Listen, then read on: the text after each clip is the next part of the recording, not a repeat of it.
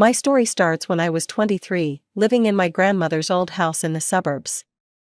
She'd left it to me when she passed away, my father's mother, a kind woman who always made sure I had everything I needed.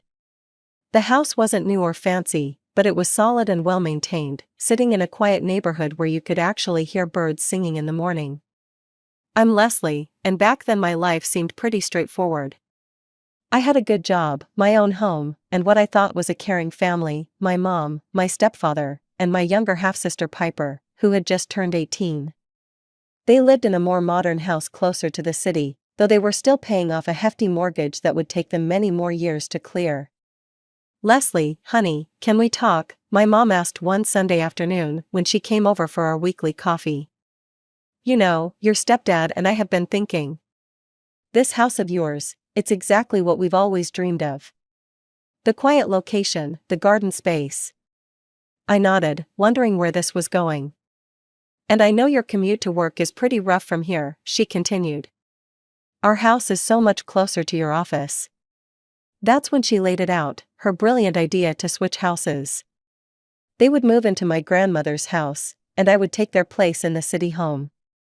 I'd just need to keep paying their mortgage. "Think about it," she said, her eyes bright with excitement. "You'd save so much time on that commute, and the house is bigger, more modern. Plus, your stepdad and I have always wanted to live in a place like this." I considered it for a moment. She wasn't wrong, their house was newer, with an updated kitchen and more space. And the location would cut my daily commute in half. "What about the paperwork?" I asked.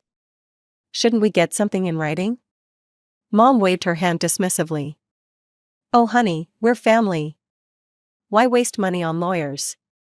You know I'd never do anything to hurt you." The move happened quickly after that.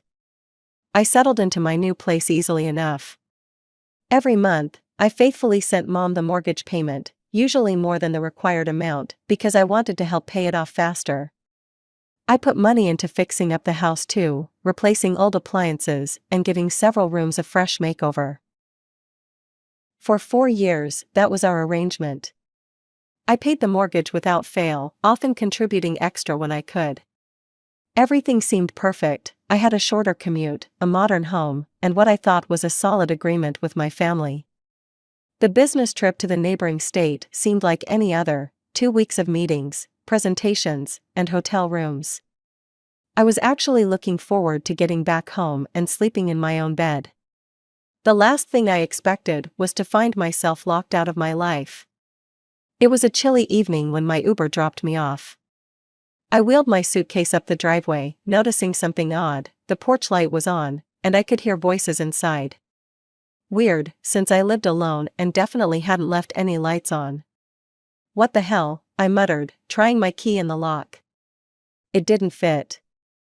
I tried again, then again, my confusion turning to panic as I realized the locks had been changed. Just as I was about to call a locksmith, the door swung open. There stood my sister Piper, now 22, wearing my favorite fuzzy slippers and looking at me like I was some unwanted solicitor. Behind her, a tall guy I recognized as her new husband lounged on my couch, feet up on my coffee table. "Oh, you're back," Piper said, leaning against the doorframe with a smirk I wanted to wipe right off her face. "Your stuff's in the garage." I stood there, suitcase still in hand, trying to process what I was hearing. "My stuff? What are you talking about? This is my house." "Not anymore." She examined her perfectly manicured nails, the kind our parents had always paid for, even when they claimed they couldn't afford new school clothes for me. "Mom and Dad gave it to us as a wedding present. We're living here now." The world tilted sideways for a moment. "Are you insane? I've been paying the mortgage on this house for 4 years. "Yeah, about that." Piper rolled her eyes, looking exactly like Mom when she was about to dismiss someone's feelings.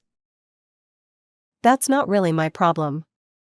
Mom and Dad gave us the house, so."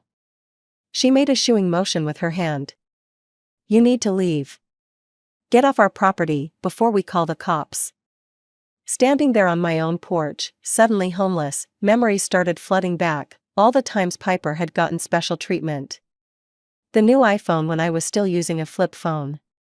Designer clothes while I got hand-me-downs. The brand new car for her 16th birthday while I took the bus.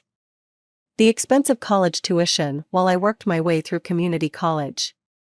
I stood there, trembling with rage, as my little sister prepared to close the door in my face. Where am I supposed to go? She shrugged. Not my problem. Get a hotel or something. Just don't come back here. The door slammed shut.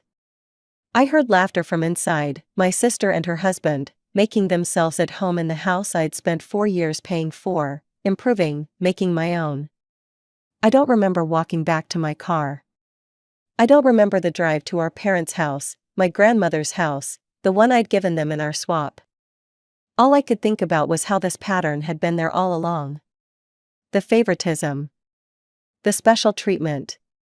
The way Piper always got everything she wanted, while I was expected to just deal with it. But this? This was different. This wasn't just a new phone or a designer bag.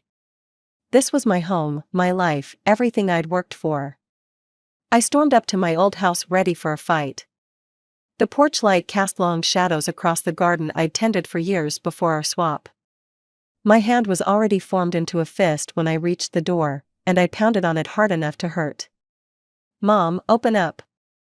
We need to talk about what Piper just did. I heard movement inside, whispered voices, footsteps approaching the door. But it didn't open. Leslie, my mother's voice came through the door, muffled but clear enough. Go away. I couldn't have heard that right. What? Mom, open the door. Piper just locked me out of my house, the house I've been paying the mortgage on for 4 years. That's not your house anymore, my stepfather's voice joined in. And this isn't your house either. This is our house now. The world seemed to tilt beneath my feet. What are you talking about? This is my house, Grandma left it to me. You need to leave, Mom's voice had that stern tone she used when she thought she was being reasonable. Go rent an apartment somewhere. Stop going from house to house making everyone nervous. I pressed my palms flat against the door, trying to steady myself. Making you nervous? Are you kidding me?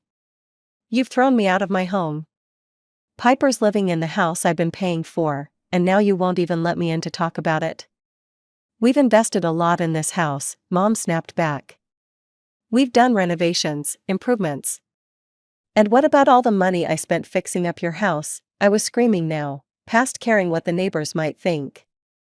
The new appliances? The remodeled bathroom? The 4 years of mortgage payments? That's different. Different how? How is it different, Mom? You planned this all along, haven't you? Get me to pay your mortgage while you lived in my house, then give my place to Piper and keep Grandma's house for yourselves? Real nice plan, leave me homeless while you all divide up my property. There was a pause, then Mom's voice came back, cold and hard. You need to leave now, Leslie. This is our house, and we don't want you here. Something snapped inside me.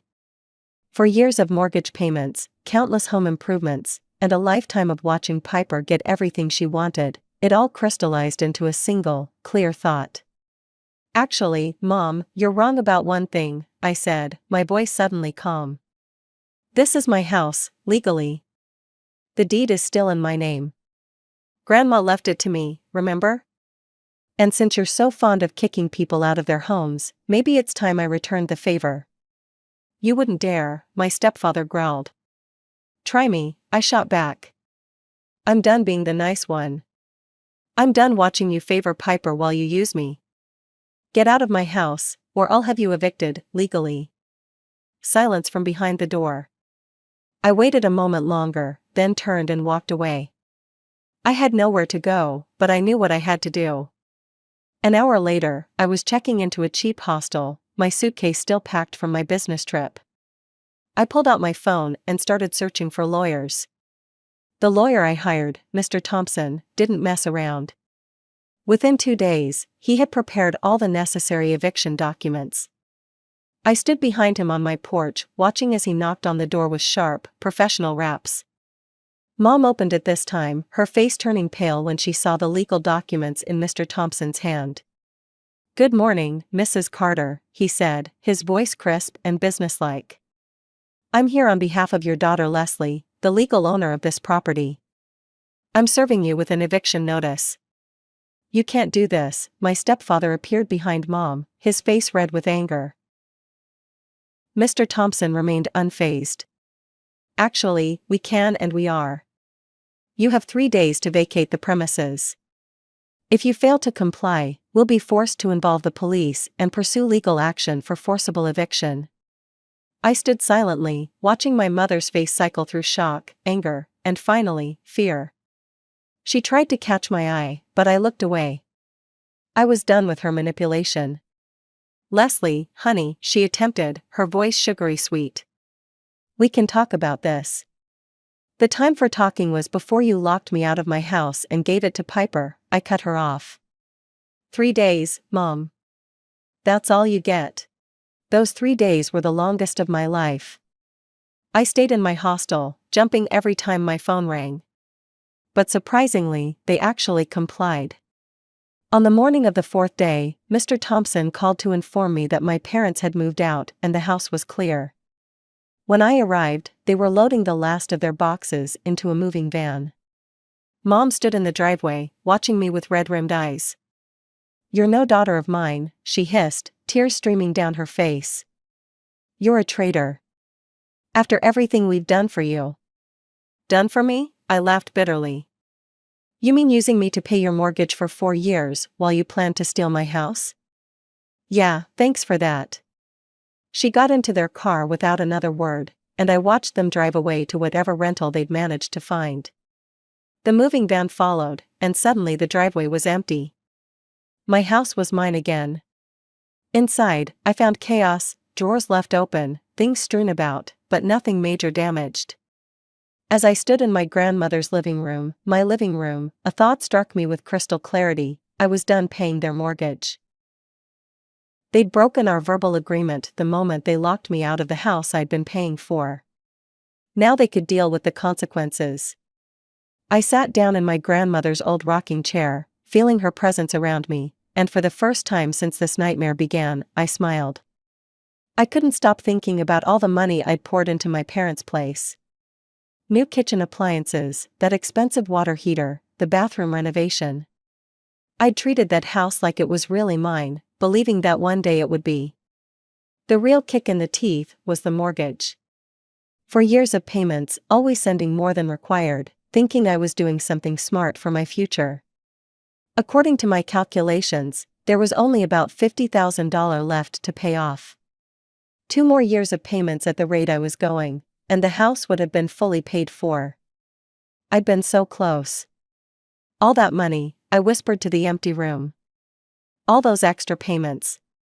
A memory suddenly surfaced, something I'd pushed aside at the time but now saw in a whole new light. It was right after we'd done the house swap. Mom had been sitting at her new kitchen table, stirring her coffee with that innocent look she always got when she wanted something. "Leslie, honey," she'd said. "I've been thinking. Since we're living here now, maybe you should just transfer the house deed to us. You know, make it official. We'll sign our house over to you once the mortgage is paid off, of course." I remembered how reasonable she'd tried to make it sound, like it was just tidying up paperwork. But I'd had a better idea. "Why don't we do it the other way around?" I'd suggested. "You can transfer the mortgage to my name now, and I'll keep making the payments officially. Then I'll sign over Grandma's house to you right away." The way Mom's face had changed, just for a split second before she covered it with a smile, I should have seen it then. "Oh, no," she'd said quickly. "That would be so complicated with the bank. Better to just wait until the mortgage is paid off. Then we can do a clean swap of both houses." Stepdad had jumped in then, nodding vigorously. "Much simpler that way, Leslie. No need to involve the bank or lawyers. We're family, after all." Sitting here now, in my grandmother's rocking chair, I could finally see it all clearly. They'd never intended to give me that house. They'd wanted both, their house and mine. If I'd signed over my grandmother's house like they'd asked. A chill ran down my spine. I would have been completely homeless right now. No backup plan, no legal claim to either property. Just out on the street while my family enjoyed both houses. At least I'd had the sense to keep this house legally mine. It wasn't much comfort when I thought about all the money I'd lost, but it was something. A roof over my head. A place they couldn't take from me. And most importantly, a lesson learned about trust, even when it came to family. Maybe especially when it came to family. My phone rang exactly 3 days after the missed mortgage payment. I was sitting in my grandmother's kitchen, drinking coffee and trying to figure out how to rebuild my life, when Mom's name flashed on the screen. I almost didn't answer. But part of me wanted this confrontation, needed it, even. "Where's the mortgage payment?" She didn't even say hello. Her voice was sharp, entitled, like I was some delinquent tenant rather than her daughter. "The bank's going to charge us late fees." I let out a laugh that probably sounded a bit unhinged.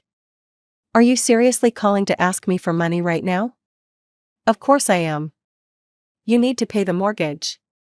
"Let me get this straight," I said, gripping my coffee mug so hard my knuckles turned white. "You kick me out of the house I've been paying for, give it to Piper and her new husband, and you still expect me to make the payments? Are you insane? That house belongs to Piper?" I cut her off. "Then let Piper pay for it. She lives there now, doesn't she? Living her best life with her husband in the house I renovated? The house I've been paying for?" Mom's voice turned shrill, hitting that pitch she always reached when things weren't going her way. "Piper can't pay the mortgage. She just graduated college, she's not even working yet. They just had that beautiful wedding, and they're still settling in." "Not my problem," I cut her off again, feeling a strange calm settle over me. "Not anymore. You gave her my house? Great. She gets the mortgage payments too." There was a pause, then Mom's voice turned threatening, that same tone she'd used to manipulate me since childhood. "Fine, then we'll just move back into your house." I actually laughed out loud at that, and it felt good. "Like hell you will. Try it and I'll have you arrested for trespassing. I've already evicted you once, want to go for round 2? You can't just stop paying. We had an agreement. An agreement you broke when you gave my house to Piper and her husband. Besides, you're almost done paying it off anyway. What is it, about $50,000 left?" The silence on the other end made my stomach drop. It was the kind of silence that comes before really bad news. "Mom? It's more than that." Her voice had gotten small, almost guilty. "How much more?" Another pause, longer this time. I could hear her breathing on the other end of the line. "About $150,000. The world seemed to tilt sideways. My coffee mug slipped from my hand, clattering against the counter, but thankfully not breaking. "What? That's impossible. I've been paying extra on that mortgage for 4 years. I put in thousands more than the required payments. There's no way." "Well, what did you do with the extra money I sent?" My voice had risen to a shout that echoed off the kitchen walls. "What did you do with it?" The silence that followed was deafening. My mother's next words made my blood run cold. "Oh, we paid the regular mortgage payments," she said casually, like she was discussing the weather. "The extra money you sent, well, we had expenses." "Expenses?" My voice was barely a whisper. "What expenses?" "Well, your stepdad and I needed a vacation after all the stress of moving.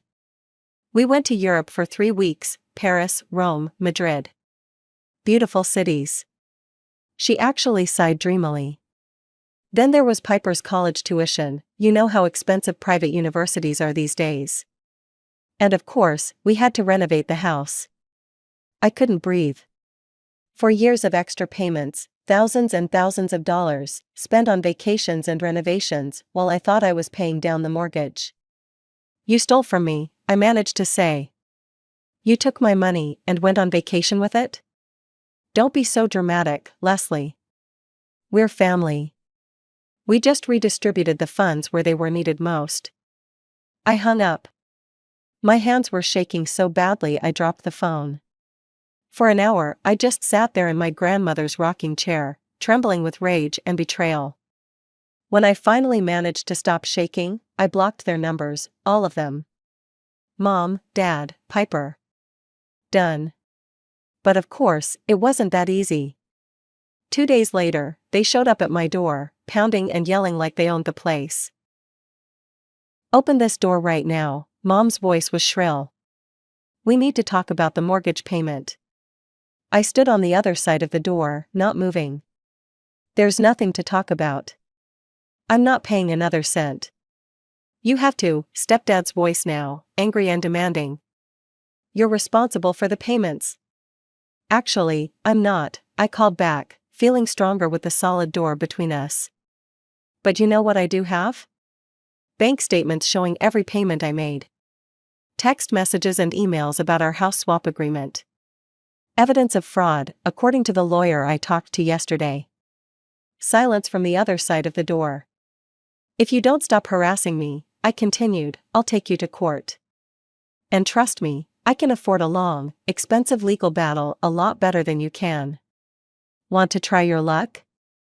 They left after that, but not before hurling a string of obscenities that would have made a sailor blush. I waited until I heard their car drive away before letting out the breath I'd been holding. A week later, my cousin Tracy called. Leslie, you might want to know, your parents are in trouble. They're struggling with the mortgage payments. They've burned through all their savings, even their retirement fund.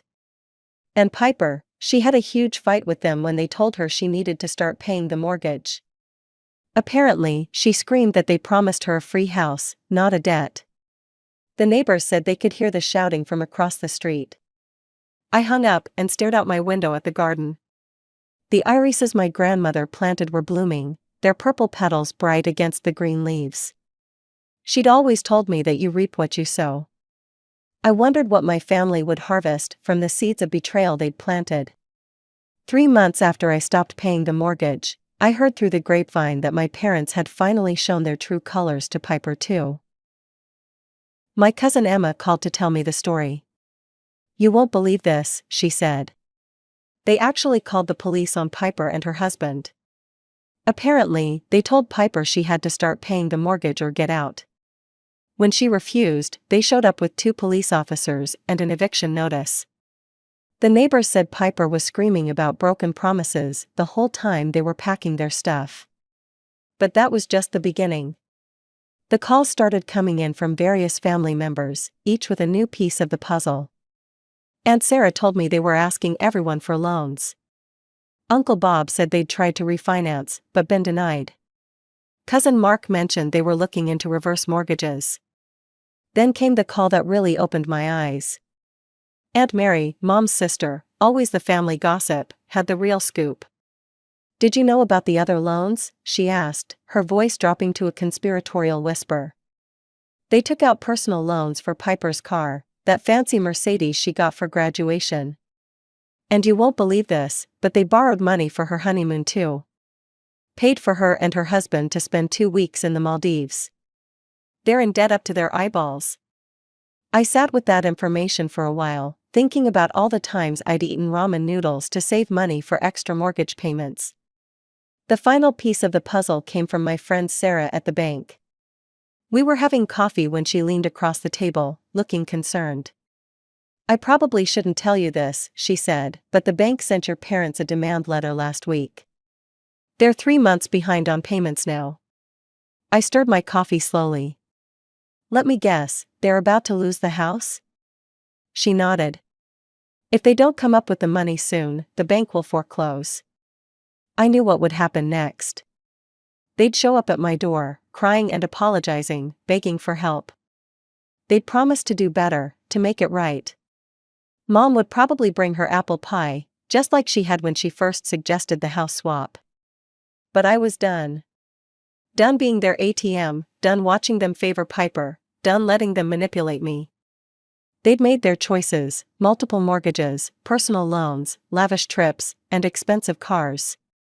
Now they could live with the consequences. I looked around my grandmother's house, my house, with its solid walls and blooming garden. She'd left it to me because she wanted me to have a secure future, not because she wanted me to bail out my parents' bad decisions. "They're going to lose everything," Aunt Mary said in her last call. "Aren't you going to help them?" I thought about the 4 years I'd spent paying their mortgage, while they spent money on vacations. I thought about being locked out of my house, about my things being thrown in the garage, about my sister living in the home I'd paid for. "No," I said finally. "I'm not." Sometimes the hardest lesson to learn is that you can't help people who won't help themselves. My parents had made their bed, now they could lie in it. I had my own life to live, in my own house, with my own future ahead of me. And this time I wasn't sharing.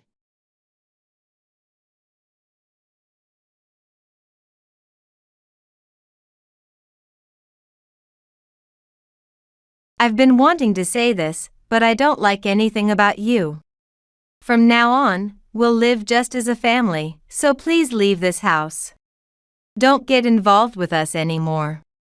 When I confronted my daughter-in-law, who had been neglecting her parenting duties, she openly expressed her anger. The daughter-in-law angrily retorted and stormed out of the living room. Understood. However, the house and everything else are in my name. So let's change that. If cutting ties with you means that, then yes, immediately. The daughter-in-law, who had wished to sever ties with me, happily accepted her words, unaware of the reality.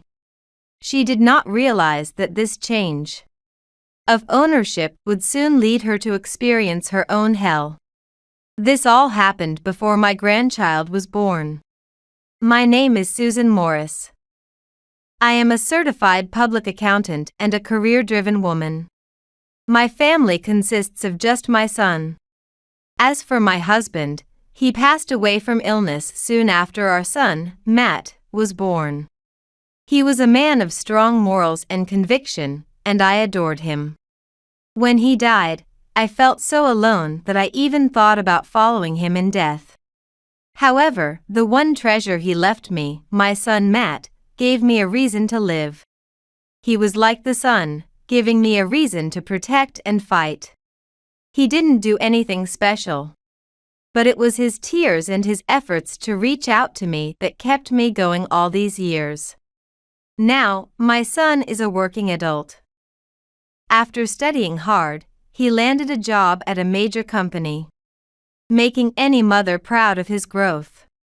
When Matt was 26, he married his longtime girlfriend, Gina. They moved into a new house, and he started talking about wanting me to move in with them. "Won't I be in the way of the newlyweds if I live with you?"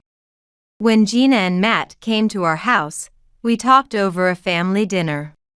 And Gina shook her head at my question. "Not at all. I was the one who asked Matt if we could live with you, Susan. Gina, you really are a good person. Matt doesn't deserve you." "Hey, Mom. Don't say unnecessary things." Moved by her sincere words, I was impressed.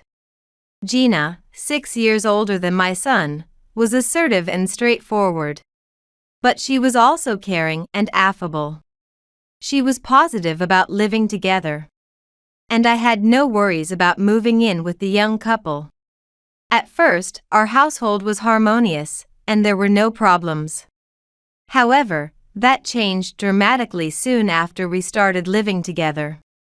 When Gina became pregnant, the whole family was delighted at that time. Due to her condition, Gina quit her part-time job and took on the role of a full-time homemaker. My son continued to work hard, and I supported them while still working myself. Finally, the grandchild was born, and we were all set to push forward together. That was when Matt's company, eager to globalize, established an overseas branch, requiring him to support it for several years. This timing for the overseas assignment made Matt terribly lonely. I want to stay in America. I still want to live with this child. He lamented as he left for abroad, and the three of us remained behind. Colleagues asked me, "Aren't you worried about living with just your daughter-in-law?" But I had no such concerns. With such a kind daughter-in-law and a cute grandchild, I felt I could keep going. Little did I know I would later regret this comfort. During her pregnancy, Gina suffered severe morning sickness and was unable to do any household chores. Fortunately, I lived with them, so I took on all the housework. However, that may have been a mistake. Even after the grandchild was born, Gina did not take care of the house at all. Moreover, there were many days when she would neglect the grandchild and go out to play. Unable to watch this any longer, I called her out to discuss the matter. "Gina, you've had a child, you know? Do you have any awareness as a mother?" That day, as Gina was about to leave the house and leave the grandchild with me, I stopped her at the entrance and brought her to the living room to try to talk. "When you're not here, I'm looking after the child all the time. Yet, you won't even let me take a break?" "A break? You go out almost every night." "I'm not a maid or a babysitter, you know? I know that. But it's depressing to hear nothing but crying all the time. Can't I have a little freedom?" Gina said this with a laugh, which honestly irritated me. However, becoming emotional could further provoke her. It would be disastrous if she abandoned her parental duties. I had no face to show my son if I left everything to her. Things could not continue this way. I took a deep breath to calm myself, choosing my words carefully to make sure they reached her. "Could you at least reduce how often you go out? I have work too. It's a problem if you go out every day." I tried to plead with her in the most humble way possible. But she started laughing off my request. "Work? You're not doing anything serious, so please don't pretend it's hard. I'm tired from parenting. Since I'm living here, please be considerate." Later, it became clear that she did not understand my job. I had explained it at the time of the marriage. But she probably didn't grasp what being a certified public accountant entails. She might have thought it was just some clerical job that anyone could do. Her disdain became apparent during our conversation. "Basically, the reason you can live here is thanks to Matt. So please try a bit harder. I don't have time to work." As if she was the one earning, her words made my eyebrows twitch. Our lifestyle was sustained by my son's income, or so she thought. All the living expenses earned by my son's income went into savings for the grandchild. Because I had refused to accept it. The day before he went abroad, my son and I had discussed it. "I'll cover your living expenses too, Mom." Although my son had offered this, I refused out of gratitude for just living together. I took on all expenses, including the mortgage and necessary living costs. I was saving my son's money for the grandchild. However, telling Gina this might make her feel obliged. I had asked my son to keep this between us. So, to Gina, I must have seemed like a parasite, living off my son without contributing anything to the household. Her attitude toward me grew increasingly arrogant day by day. As this situation continued, and my grandchild turned 3, I entered my 50s and began to feel my body decline. If this lifestyle continued, I might reach my limit. I was worried about what to do. When I heard that my son might be ending his overseas assignment soon. "We'll see each other soon. Hang in there, Dad's working hard." During our daily video calls, my son would talk to the grandchild. The grandchild's growth was very slow, and at that time, he still had difficulty speaking. However, he would say words like dada and express his love through gestures, which both my son and I found adorable. But beside me, Gina seemed disinterested, fiddling with her phone. It was hard to discuss this with Matt since he was overseas, and dealing with Gina had become a daily challenge. Then, an incident occurred. That day, I returned home late, too late to prepare dinner, hoping against hope that Gina had managed something.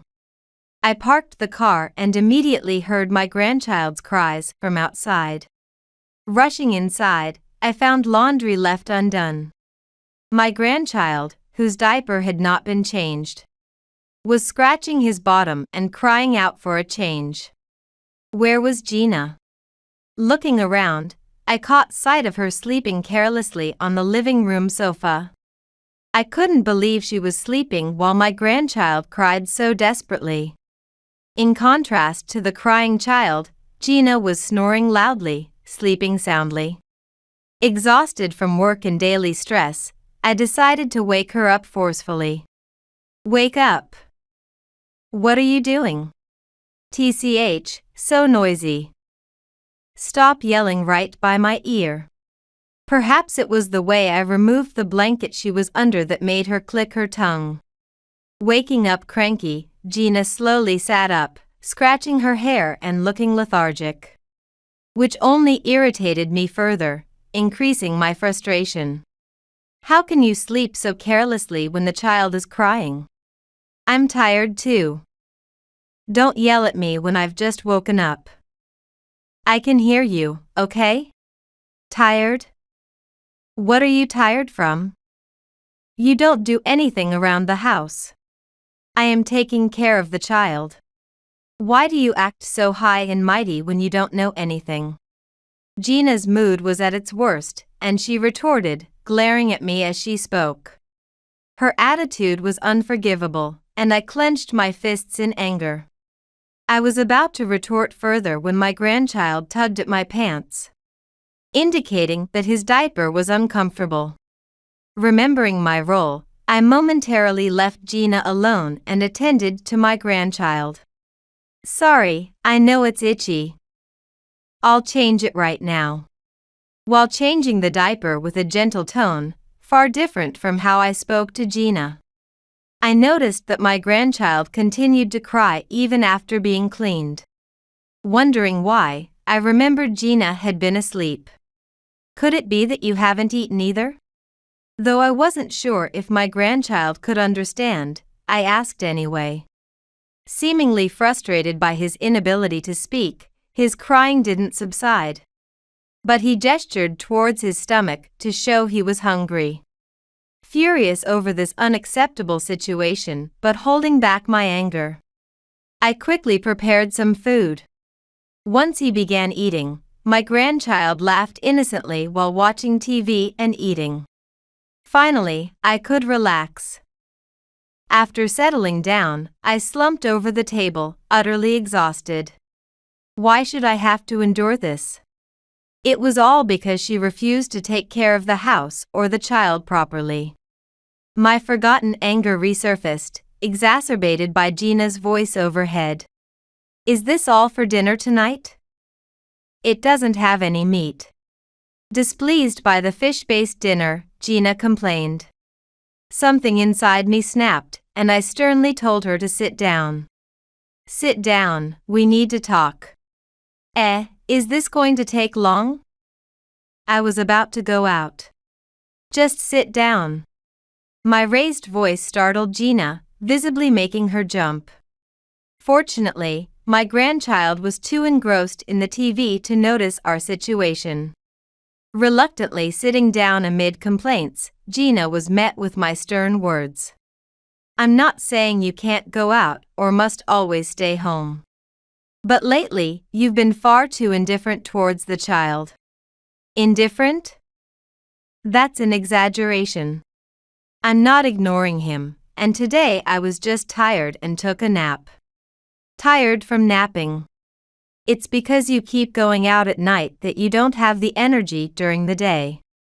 Why do I have to be scolded just for sleeping a little? Do you know what time it is? It's already 9 p.m. This isn't just a nap. Well, I was asleep, what can I do about it? Initially, Gina listened quietly, but she gradually became irritated. Her tone shifted, and she glared at me defiantly. Do you even realize you're a mother? This child is your son, you know? Ah, enough already. Reaching her limit, Gina stood up abruptly, grabbed my things, and thrust them at me while shouting insults. I've been wanting to say this, but I don't like anything about you. From now on, we'll live just as a family, so please leave this house. Don't get involved with us anymore. With that, Gina slammed the living room door and left. The noise startled my grandchild, who turned anxiously towards the door. Mama. Feeling lost without his mother, my grandchild walked over to me, looking up as if asking where his mother had gone. My heart ached at his look, and I couldn't hold back my tears as I hugged him. Why had it come to this? I thought I could support this home even without Matt. Now, I might have to leave this child with such a parent. What should I do? The pain and helplessness overwhelmed me, and I let the tears flow. Noticing my distress, my grandchild looked up worriedly and gently wiped my tears. Grandma, there. With uncertain words, he wiped my tears and patted my head as if to comfort me. His earnest kindness was a small solace, but my tears flowed even more. Still, it's crucial that he lives a happy life. I can't leave him with such an unreliable person. I must protect him. Resolved, I decided to take steps I had hesitated on until now. The next day, I called in to take a day off from work and arranged to speak with Gina again. What is it? If it's about yesterday, I've had enough. Can you please just leave soon? Clearly loathing even speaking to me, Gina sighed heavily the moment she was called, and immediately started with provocative words as she sat down. Understood. As you wish, I will leave. Finally realized you're a nuisance, huh? It must have been unexpected for her that I accepted her words without argument. Gina looked momentarily surprised, then her expression faded into a sneer. However, the house and everything are in my name, so let's change that. Gladly. If that means cutting ties with you, let's do it right away. As a condition for leaving the house, I proposed a change of ownership. Unaware of the implications, Gina agreed eagerly with a cheerful nod. A smile unwittingly crossed my face as I heard her response. She was oblivious to the fact that this change of ownership would soon lead her into a dire situation. Taking the unsuspecting Gina, we went from the city office to insurance and the house mortgage, changing everything that was in my name to hers. Just as we completed all the changes, Matt returned home at the perfect time. Matt. Gina was surprised to see her husband. Naturally, as I had told her it would be a while before Matt returned to America. It's been a while, Gina. Why are you here, Matt? What about the overseas branch? Didn't I tell you? I was about to return to America soon. Actually, I had confessed everything to Matt last night. His return was supposed to be later, but I was at my wit's end. I decided to give up pretending everything was okay and told him everything. Honestly, I thought even telling Matt might not help. But his boss at the overseas branch is a very kind person. After hearing about the troubles at home, he arranged everything from flights to bring him back immediately. Thanks to that, Matt returned to America while I was buying time with the name change. Before I could fully leave this house, we managed to meet face to face. Gina, you've really done some terrible things to my mother and me. Gina must have realized from just one look that Matt was furious. Her body trembled noticeably as she looked up at him, clearly frightened. What terrible things? I haven't done anything to your mother. Don't play dumb. I've heard all about it. Gina still tried to deceive her way out even now. A futile resistance. As I thought this. Matt seemed to speak on my behalf, looking down at her with a broad smile. Standing tall with his arms crossed, Matt had an imposing presence. It's not like that. Your mother doesn't contribute financially to the house but keeps nagging. I just lost my temper because I'm tired from taking care of the child. It was just a slip of the tongue. Trying to get through this situation, Gina, probably terrified of Matt. Let slip words she would probably regret, and by the time she finished, I was thoroughly exasperated. Do you even realize on whose account our household is sustained? After hearing Gina's story, Matt continued with a scoff, looking down on her as if he found her ignorance amusing. Why are you laughing at me? Gina looked bewildered, not understanding why she was being laughed at, and alternated her gaze between Matt and me. Our living expenses were covered by my mother's income. What do you mean? I entrusted all my earnings to my mother to save for this child. As Matt began to reveal the course of events, Gina, hearing it for the first time, was visibly shaken. She probably had never imagined that she had been supported by me all this time.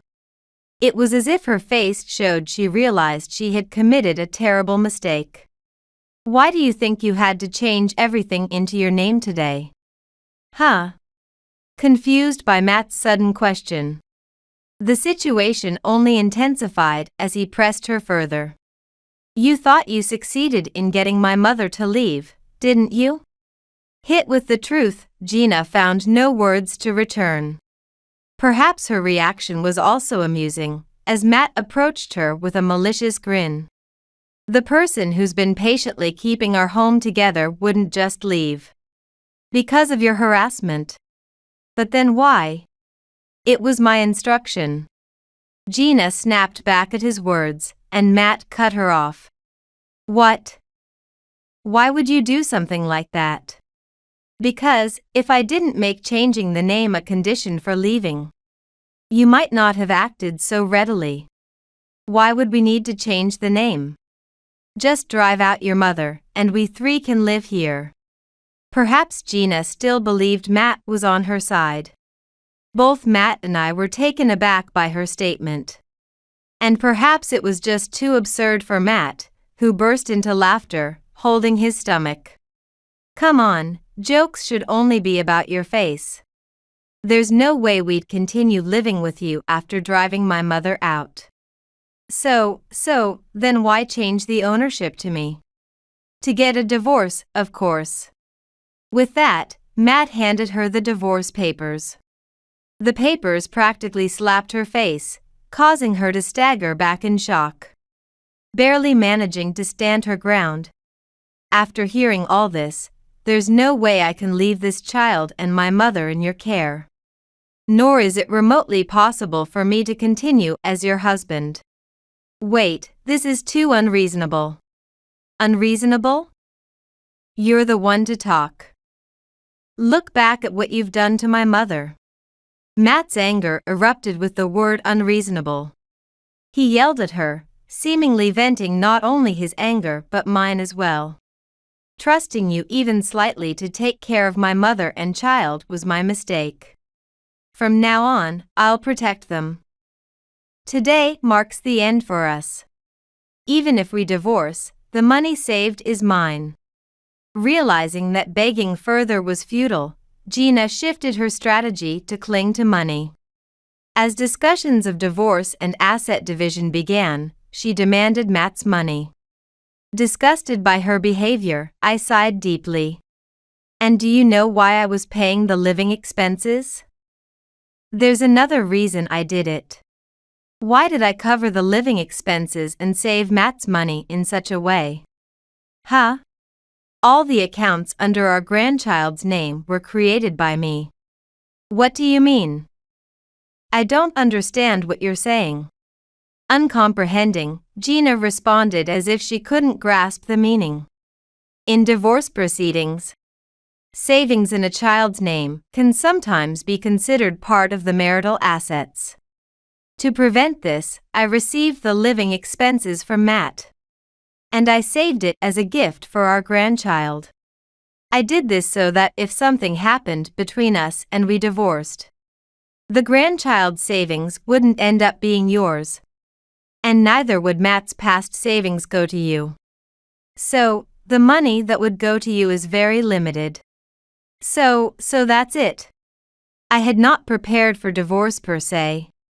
But the precautions I had taken proved incredibly useful. I could only praise myself for my foresight. Gina, who had fallen right into my trap, now crumbled to the floor in despair, her face reflecting the end of her world. Too bad. You married Matt for the money, didn't you? As Gina hung her head in defeat, Matt wasn't about to let her off easy. So, that's not it? Huh? No, that's not it. But I've heard everything from your nightly playmate, your affair partner. Lies? Gina seemed to say, realizing that she was exposed to that extent. I sighed in exasperation. You didn't think I'd suspect why you were going out every night? I thoroughly investigated and captured solid evidence.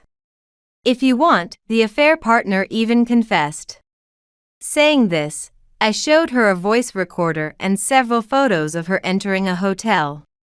And Gina, perhaps resigning herself to the reality, found herself unable to retort.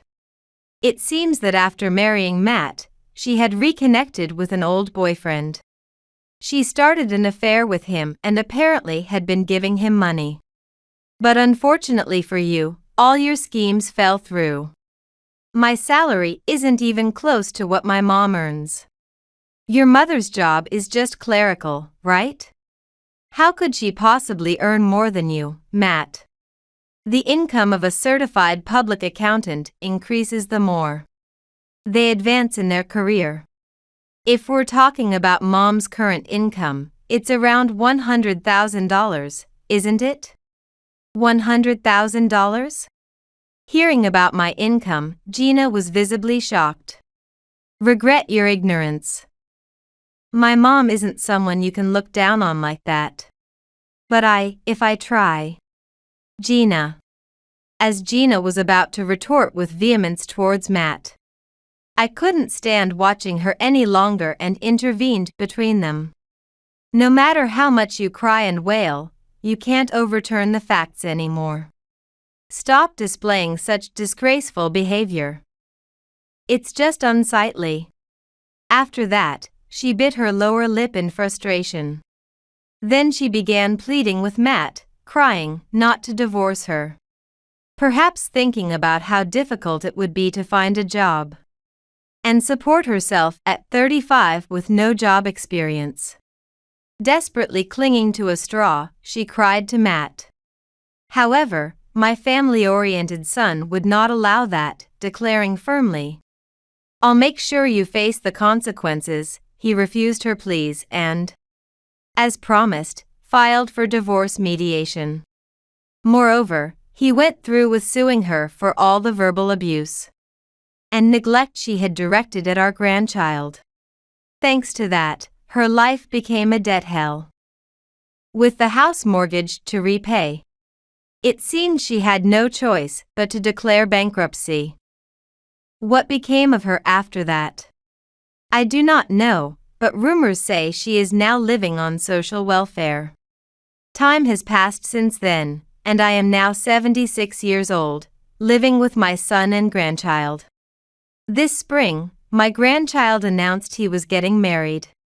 She's like Grandma, kind and strong-willed, he told me with a shy smile, showing how well he has grown. Watching him, I cried with my son, continuing to wish for their happiness.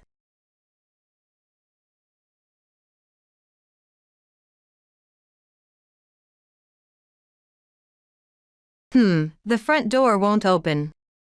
I tried turning the key several times, but it still wouldn't unlock. Why? Feeling helpless, I sighed. Just then, the window above the front door on the second floor opened. It seems like you are having trouble. Mother. The front door won't unlock. It won't unlock because I changed the lock. My mother-in-law laughed loudly. Then, my father-in-law also peeked out from the window. You understand now, right? We don't need a daughter-in-law who doesn't do housework like you. With those words, I realized everything. Oh, I see. They locked me out, because they have been ignoring me for a long time and seem to really dislike me. Well, if that's the case, that's fine. But this is my house. There's no way I will let them kick me out and take over. If they are serious, then I am serious too. I've prepared, so get ready.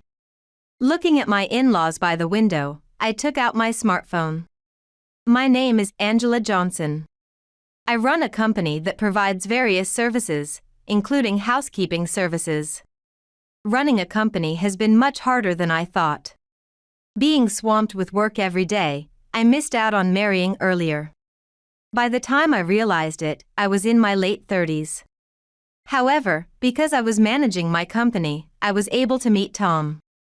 Tom works at an advertising agency, and we met when I consulted him about advertising for my company. We shared interests, and it was fun talking to him. Thus, we quickly got married. 1.5 years ago, I got married, and I turned 38 this year. Tom is 3 years younger, at 35. Currently, we live with Tom's parents, and the 4 of us live together. I wish I could say it's all fine, but it's not a great story because Tom's parents are the worst. The first time I met Tom's parents was when I visited their house to introduce myself for marriage. Nervous, Tom told me. My parents are the worst, but I'll make sure we don't have to deal with them anymore. Just bear with it during the greeting. Tom said. I later learned that Tom doesn't get along well with his parents. Since getting a job, he has had little to do with them. At the time, I wondered why, but I understood the reason soon after meeting them. I'm Angela, dating Tom. I said and handed over a gift. Then, my mother-in-law scrutinized me. Oh. Quite an old lady, aren't you? I was shocked by Helen Johnson's words. Meanwhile, next to her, my father-in-law frowned. Really? Looks like she's past her prime, doesn't she? Ah, disappointing. I thought we were getting a younger bride. My in-laws sighed conspicuously. I was speechless. Indeed, I am not young. But even if they thought so, they shouldn't have said it. Yet, my in-laws spoke their minds without any concern for me. I couldn't believe what was happening and glanced at Tom. At that moment, Tom whispered to me. Sorry. I'll properly apologize later, but please just ignore it for now. Okay. I nodded, but it was not something I could easily dismiss. After that, my in-laws continued to freely criticize me. They said things like, there are prettier women, aren't there? And, why didn't you bring a younger bride? My in-laws blatantly disparaged me. Of course, I was boiling with anger. In the end, we left Tom's parents' house soon after. Then, I confronted Tom in a nearby cafe. What was that about? It's because of those two that I couldn't get married until this age. Tom began to explain, hanging his head. In the past, Tom had considered marrying several women. However, every time he introduced them to his parents demeaned them in the same way they did today, leading to fights and eventually the women breaking off the engagements. That's why I hate my parents too. I really want to cut ties with them. It's impossible to cut ties, right? I won't tell my parents our address after marriage, and I'll completely cut off contact. Please don't say we won't get married. Tom pleaded with tears in his eyes. From his demeanor, it was clear that Tom had been troubled by his parents for a long time. I agreed to marry him on the condition that he would have as little to do with his parents as possible. After that, Tom and I officially got married.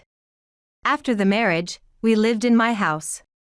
I have the money but seemed unlikely to marry, so I thought I might as well build the house I wanted. I built the house on a whim a few years ago, and I pay the monthly mortgage of $2,100. However, right after building the house, I met Tom. And then, we got married. If I knew it would turn out like this, I wouldn't have bought the house until I got married. I regret it a lot. But Tom said he liked my house. Angela, I think it's wonderful because it's filled with your thoughts. Of course, I was thrilled. Thus, our married life started in my house. Our married life was smooth sailing. I tend to neglect housework because of work. But whenever that happens, Tom always helps out without complaining. Work must have been tough, right? I've heated up the bath, so go take one. Tom would pamper me like that. There was no way our married life could go wrong. I'm so happy it's almost scary. I thought every day. But such a peaceful life came to an abrupt end. One day, when I returned home, I heard Tom's loud voice from the living room. Enough is enough. I don't want to have anything to do with them anymore. When I rushed into the living room, Tom had just hung up the phone. What happened? Well, Tom's story went like this. These past few days, his parents had been contacting him frequently. The reason was to ask for money. Apparently, his father's company went bankrupt and they couldn't pay the rent. Could you lend us some money? If not, could we live with you for a while? Just for a little bit, was the gist. Of course, Tom had refused because he disliked his parents. I also definitely didn't want to live with my in-laws. I've refused, but they might resort to forceful measures, so be careful. Tom warned. I nodded. However, I had not given my in-laws our address. So, at most, they would keep calling. I was somewhat dismissive. But then, on a Sunday a few days later, past noon, the doorbell rang unexpectedly. Hello. Who is it? When I answered, there were several movers standing there with large packages, and behind them were my in-laws. Come on, move out of the way. We can't move the stuff in otherwise. Saying this, my in-laws barged into the house. And just like that, in no time at all, their move was complete. What's going on here? We have no money, so we had no choice. That's not what I mean. How did you find out this address? Tom's question was met with silence from the in-laws. Later, I learned that they had followed Tom. His father had been waiting near Tom's workplace and simply followed him home from there to learn the address, then they moved in unilaterally. Though I was dumbfounded, once they moved in, it was indeed difficult to kick them out. Thus, we ended up living with my in-laws in a rather makeshift arrangement. Living with them was the worst. They did nothing but laze around the house all day. Re-employment is impossible at our age. My father-in-law said without a hint of shame. My mother-in-law was no different. I'm too old for housework, it's tough. She would excuse herself, pushing all shopping and cleaning onto us. If you're not going to work, at least help with the household chores. I pleaded in desperation, to which my mother-in-law frowned and complained. Household chores are the wife's job. I can't believe you'd make elderly people work like this. That's not what I mean. Oh, be quiet. You skip on your chores too. I was on the verge of exploding with frustration. Yet, they were Tom's parents, so I endured considerably. However, my patience only emboldened my in-laws. Not long after we started living together, I noticed one of my designer bags was missing. Huh. I'm sure I left it here. No matter where I searched, I couldn't find it. Just in case, I peeked into my in-laws' room when they were out. I only glanced from the doorway, but I found what I was looking for. Huh. That's my bag. Turns out, my mother-in-law had taken it without permission. And that wasn't all. She had also taken several of my handkerchiefs and accessories. When I confronted her, she said to me, "Huh? I just borrowed them. Or should I have sold them instead?" Tom scolded her harshly for this. But in front of Tom, she pretended to cry and apologize. We made her promise that if she did anything like this again, she would have to leave, and we decided to let it go this time. However, this incident soured my relationship with my in-laws completely. Even though we lived in the same house, they started ignoring everything I said. Yet, perhaps afraid of being kicked out, my mother-in-law stopped rummaging through my things. Well, if being ignored is all it is. I decided not to care anymore. A year passed like this. Throughout, my in-laws continued to ignore me, and I ignored them in return. This strange relationship continued until one day when I came home and tried to unlock the door as usual. I inserted the key into the lock and turned it. The front door won't unlock. I tried turning the key several times, but it still wouldn't unlock. Why won't it? Feeling helpless, I sighed. Just then, the window above the front door on the second floor opened. "It seems like you are having trouble, Mother. The front door won't unlock." "It won't unlock because I changed the lock." My mother-in-law laughed loudly. Then, my father-in-law also peeked out from the window. "You understand now, right? We don't need a daughter-in-law who doesn't do housework like you." With those words, I realized everything. Oh, I see. They locked me out, because they have been ignoring me for a long time and seem to really dislike me. Well, if that's the case, that's fine. But this is my house. There's no way I will let them kick me out and take over. If they are serious, then I am serious too. I've prepared, so get ready. Looking at my in-laws by the window, I took out my smartphone. Watching me, my mother-in-law taunted me. "Tom will remarry a younger woman. A young, capable wife who listens to me, right? Are you planning to divorce us? Don't you understand? It seems your brain has aged quite a bit too." My mother-in-law laughed exaggeratedly, with my father-in-law laughing beside her. I gritted my teeth in real anger. I sent an email to Tom in a fury. Then, after glaring at my in-laws, I pointed at them and made a clear threat. "If you touch my belongings again, I'll sue you both for theft." Just as I said this, my father-in-law threw something. "I don't need this crap. Take it." What fell at my feet was my clothing. I quickly picked it up. "If you mess with my stuff again, I will take you to court. Be prepared." Huh? I can't hear you? That's why. As I began to say more, my mother-in-law raised her voice. "Be quiet. Just go somewhere else." Given the situation, I decided it was best not to cause any more trouble for the neighbors. I picked up the clothes my father-in-law had thrown and left. Holding my belongings, I got into a taxi and headed to my office, which is located near my company. This office, a regular apartment room, is a place I use personally. I often stay there when work runs late, and now, it's also where I keep many of my personal belongings. Since my mother-in-law rummaged through my designer items, I had moved all important things to this office. So, even if my home was searched, I wouldn't have much trouble now. Still, that doesn't mean they can do whatever they want with my house.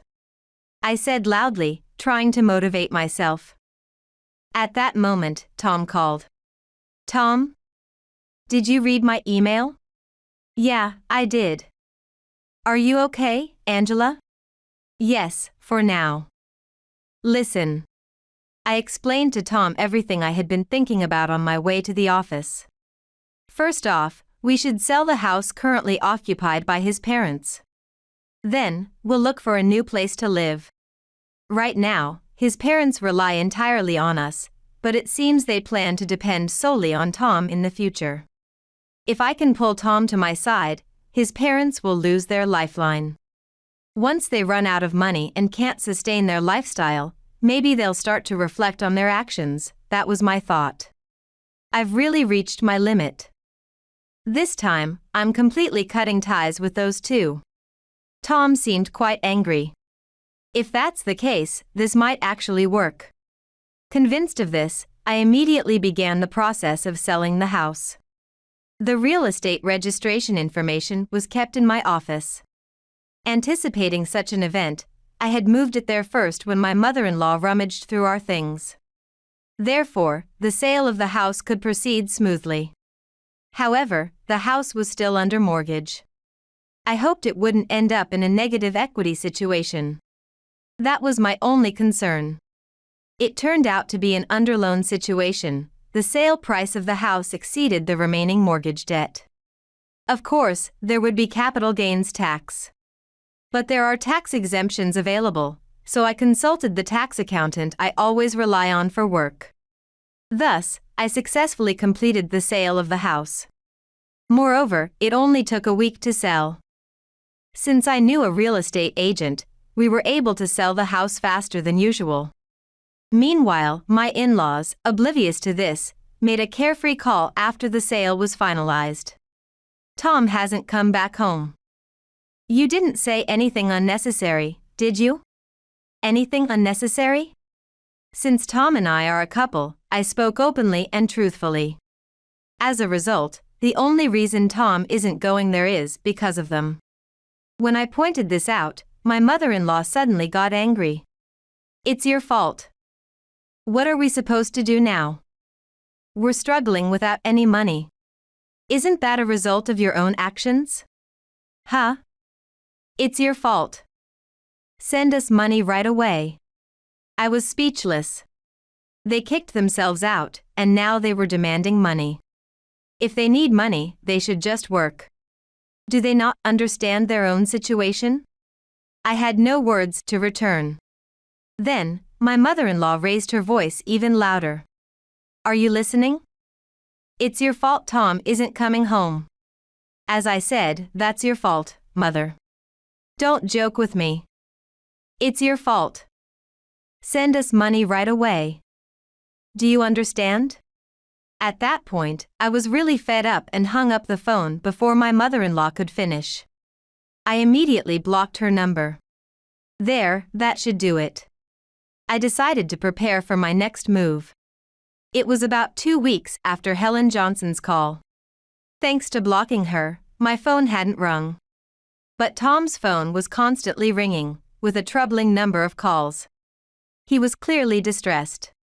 Really, they reap what they sow, but what are they thinking? What are they saying? It's all about money. They don't care about us, Angela or me at all. Tom spoke in a dismayed tone. I could only sigh. Currently, we are living in the apartment that I had used as an office. So, we can sleep and wake up normally, and we aren't really struggling with anything. However, my in-laws shouldn't know that.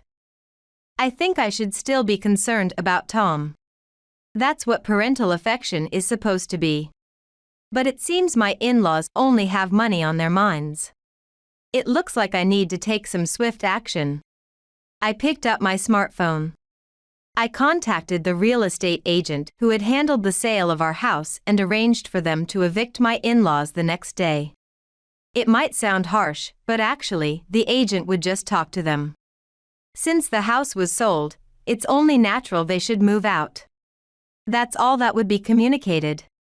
The next day, I went to the house with Robert, the real estate agent. He brought several burly male employees with him, all imposing figures. Being confronted by these men would be intimidating. I felt a bit sorry for my in-laws. But sympathy is forbidden here. I stayed hidden and watched Helen Johnson's reaction. Soon, Robert rang the doorbell, and my mother-in-law appeared. Who is it? Hello, I'm Robert from the real estate agency. A real estate agent. We have no business with such. My mother-in-law shouted in her usual manner. But Robert remained calm. I'm sorry, but we've purchased this property. Could you please leave immediately? What? This is my son's house. You're talking nonsense. My mother-in-law stamped her foot. Robert calmly asked again. Your son? May I know his name? Tom Johnson. Do you understand? Unfortunately, that's not correct. The property was in Angela Johnson's name. Robert's words caught Helen Johnson off guard. She suddenly lost her momentum. Ah, Angela. That's the daughter-in-law. Yes, the daughter-in-law. Regardless, she sold the property. What? Wait a minute. Honey. My mother-in-law screamed into the house. Then, my father-in-law appeared. Afterward, the in-laws began complaining together. This couldn't be the daughter-in-law's house. A daughter-in-law who can't even do housework, a useless woman, couldn't possibly have the money to buy a house. They disparaged me unilaterally. I couldn't take it anymore. That's when several of Robert's male employees stepped forward. Using force would be problematic for both sides, wouldn't it? Of course, forcing them out wasn't an option. Robert had no intention of doing such a thing. But the mere presence of strong men made one imagine being forcibly evicted. That's human nature. It seemed my in-laws imagined it too. Will you please leave? That is, well. My mother-in-law fidgeted. And you, sir? What do you think? No, because, that is. My father-in-law mumbled and trailed off. At this point, Robert sighed and said, Shall we go to court then? For an eviction? With that statement, my in-laws signed a document agreeing to vacate. After the conversation concluded, I showed my face. My mother-in-law's face turned red with rage as she began shouting. It's your doing. What are we supposed to do now? We have nowhere to live. That's not my concern. You drove me out, remember? Mark my words. I'll get back at you for this. With those final words, my mother-in-law slammed the door. The in-laws moved out the following day, which I learned through a call from Robert. Although we lost the house, I was glad we could get back at my in-laws. I reported this to Tom when he came home. Then, Tom said something unexpected.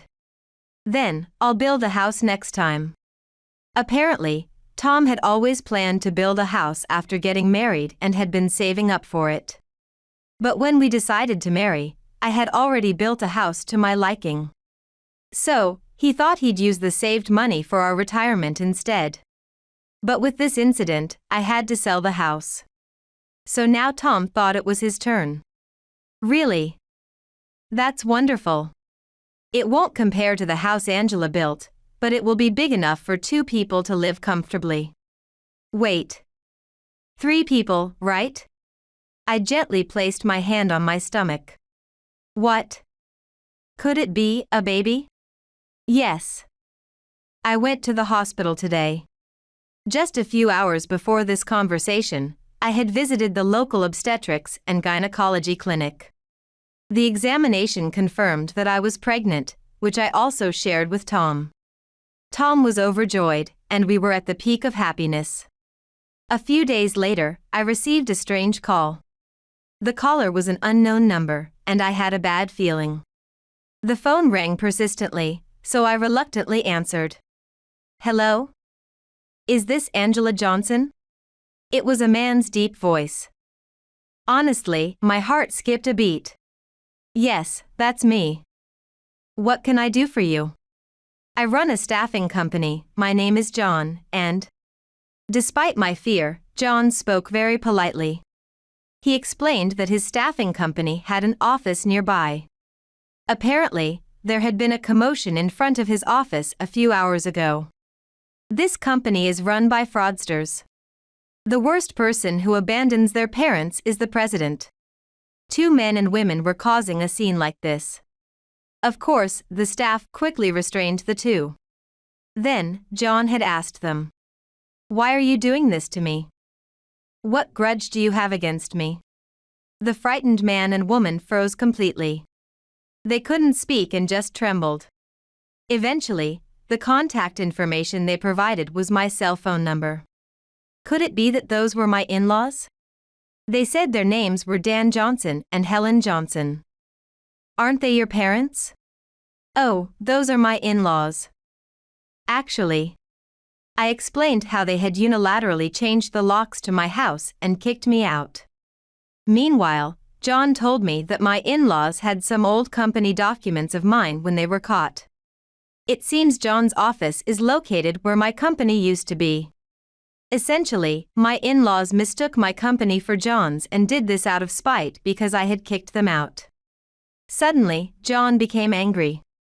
"What? You just let that happen?" "No, that's why I kicked them out of the house." "That's too forgiving, I can't believe it." Thinking about it, he might be right. But I think going further would be too much. That's why I decided to end this retaliation when my in-laws lost their house. However, John wasn't satisfied. After thinking for a moment, he said, "I'll make those two take responsibility for this." "Is that all right?" "That's fine, but what do you plan to do?" "I'll have them work here. Even if I claim damages, they won't be able to pay, so they'll just have to earn it." In essence, John was offering my in-laws a live-in job. That was more than I could have hoped for. I eagerly agreed. Later, through John's mediation, my in-laws were sent to work at a construction site in the countryside, where they lived on the premises. It was a completely legal job at a regular construction site, but because they lived there, they couldn't escape or slack off. Now that they had a place to live and a way to earn money, my in-laws should be grateful. 6 months after my in-laws disappeared, I gave birth to a healthy boy. Now, Tom, my son, and I live a lively life. We are also discussing the house with Tom, planning to design it with all my dreams in mind. Thinking about it, the house I built had neither a child's room nor a room for my husband. Being able to decide on the layout of the house while talking with the person I love is truly a blessing. Cherishing this happiness, I wait for Tom and my son to come home today.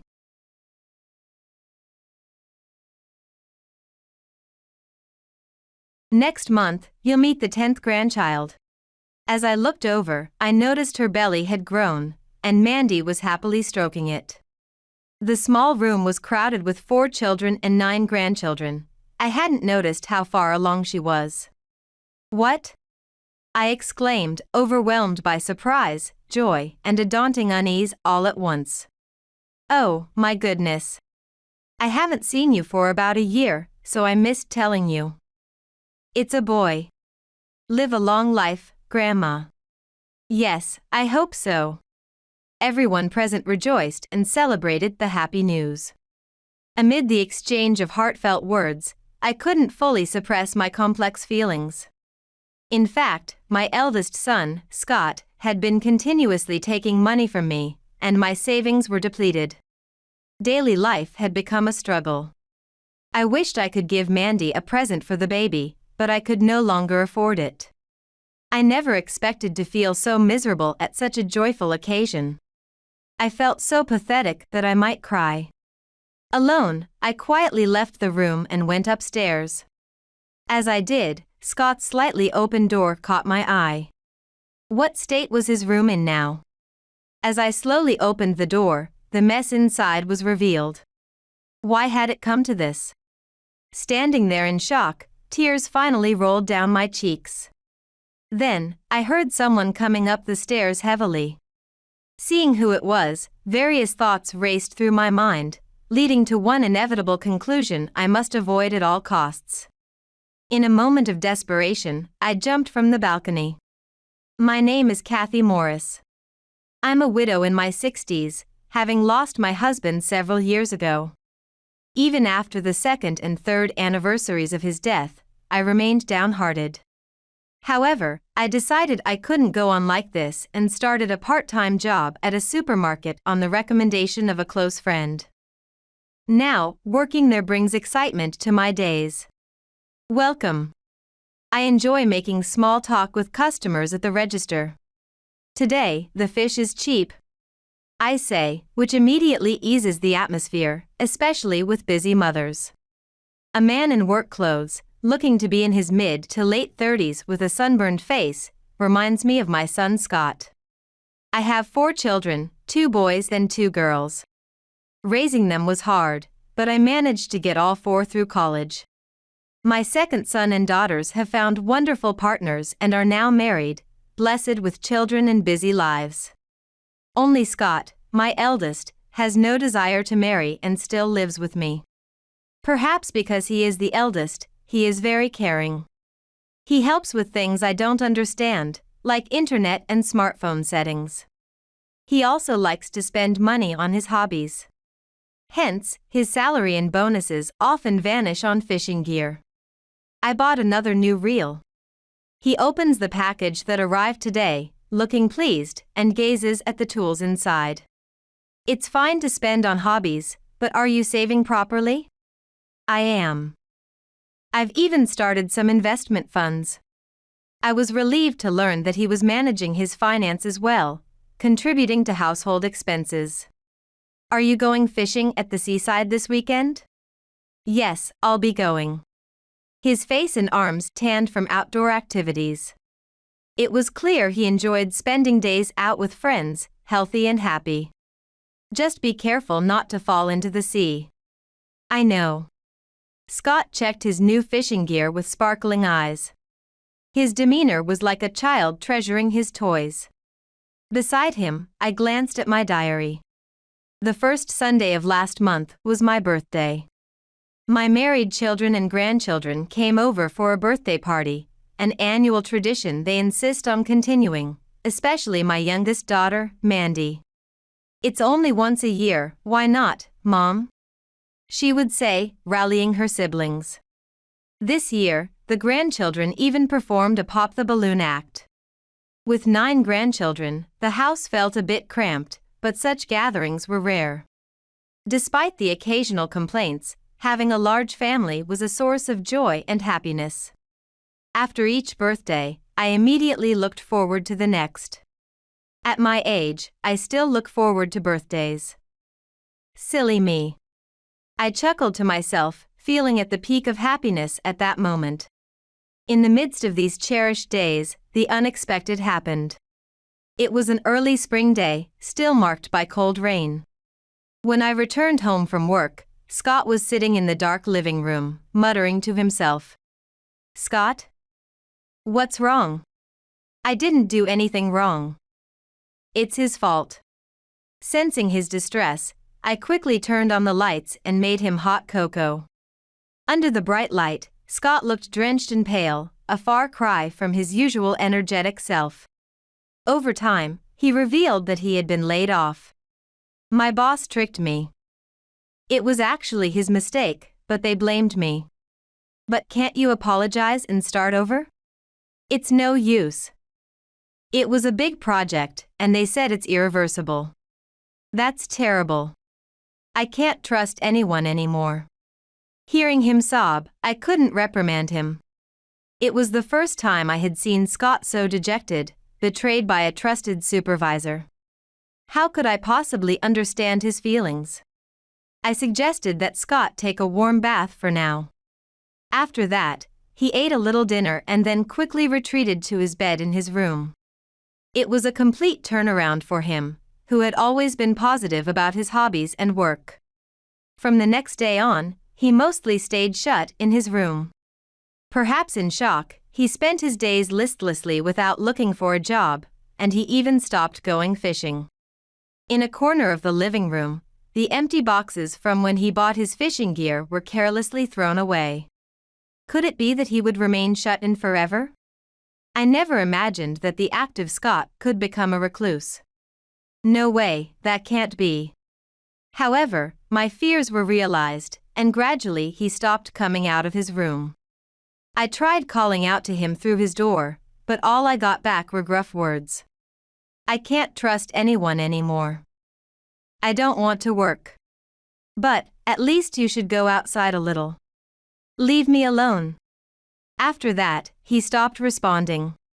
During the time Scott was shut in, I continued to work part-time. Being at work was a relief. Chatting with my colleagues and having casual conversations with customers was healing. However, the time to clock out and return home was the most depressing. I walked home, shoulders slumped, feeling urgent and helpless about Scott's recovery.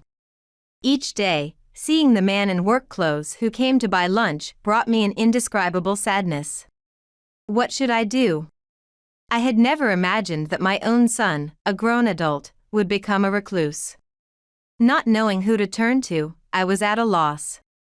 I considered talking to his siblings, but I didn't want to worry them unnecessarily. They had their own families. It didn't seem right to burden them with Scott's issues. "Scott, are you there?" I tried to do something, so I called out to his door upstairs. "Come on down and eat something at least." However, no matter how long I waited, there was no response. "Today's dinner is lasagna." "Hey." Just then, a dull thud sounded. Scott had hit the wall. Startled, I shivered and stared at the door. Maybe he wanted to be left alone. I didn't understand, but I must have upset him in some way. "Scott, I'll leave the lasagna on the living room table. Warm it up and eat later," I said, trying to keep my voice from shaking, and then I went downstairs. I hoped that he would return to his old self. A few days later, on my day off, Scott came out of his room. His hair was unkempt, and he had grown a scruffy beard, giving his face an unclean look. Dressed in pajamas, he rummaged through the fridge and grabbed 3 cans of beer, then went back to his room. I wondered if he was drinking every day like this, and I knocked on his door during lunch and dinner. "You need to eat something nutritious." "Shut up. You don't understand how I feel. Don't just drink. Why don't you go fishing like before?" "So you don't like how I am now?" "That's not it, I just want the old Scott back." Before I could finish, Scott came out of his room. "Fine, I'll go out. Are you happy now?" With that, he stormed out of the house, still in his pajamas, without telling me where he was going. What should I do now? Alone in the living room, all I could do was mutter to myself. If my husband were still alive, what would he have said? Looking at his photo on the altar, I sought help, but there was no reply. This mood must have shown at work because one day, even the manager asked me if I was all right, noting my gloomy expression. Not wanting to cause any trouble, I forced a smile and answered, "I'm fine. It's just some trouble at home. Just a little." I told myself and got through another day of work. Mandy, who had gotten married and had children, still checked on me from time to time. On her days off, she would bring her daughter Ashley to visit. However, since Scott became reclusive, we started meeting outside. I didn't want her to see the mess in the house. Mandy didn't seem to mind at first, but by the 4th time, she must have sensed something. She lured me out to a restaurant at the aquarium during a break. "Mom, is something wrong? We've been meeting outside a lot lately." "Oh, is that so? But Ashley is having fun, right?" Ashley happily played with a killer whale plushie I had bought her. "Is your brother doing well? He's not troubling you by going fishing all the time, right?" "Not at all. He's going fishing every week. It's proof he's well." In reality, he wasn't going fishing at all, but was either lazing in his room or going to the casino. Though he used to manage his money well, lately he had been spending it on casino and lottery tickets. "As long as he's fine," she said, sipping her coffee frappé. The sun was warm enough to make you sweat slightly, signaling the end of winter. Watching my daughter and granddaughter, I truly wished this moment could last forever. But, unfortunately, reality worsened. "Give me some money, Mom." When I returned home, Scott demanded irritably. "What? What do you need it for?" "Gambling." I went because there's a new slot machine, but I lost big. "I need to go again." "Stop it, no more gambling. Hurry up and give me the money. I need it for my revenge." No sooner had he said this than he snatched my bag, pulled out some bills from my wallet, and dashed out like the wind. It all happened in an instant, and I was speechless. It was only later that I felt truly frightened. My bag and the ransacked wallet lay miserably discarded in the hallway. I collapsed, weakened by the ordeal. Why has it come to this? Will I never see the vibrant Scott again? Am I doomed to spend my days with him as he continues to decline? With this sense of despair, the days just kept passing by. Scott's outings became more frequent, and the amount of money he demanded increased. Money had been taken from my wallet without me noticing. I could no longer leave my wallet at home with peace of mind. It seemed like a good opportunity to use electronic payments, which I had learned about from my cashier job, and I no longer carried cash. I was initially pleased since I could also accumulate points, but once Scott found out I wasn't carrying cash, he got angry and started throwing a fit. "Why not? It's just some pocket money.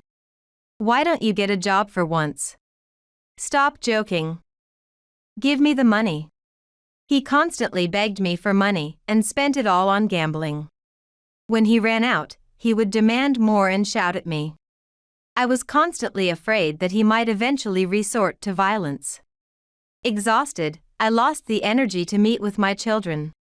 I gradually stopped seeing Mandy and Ashley, using my busy schedule as an excuse.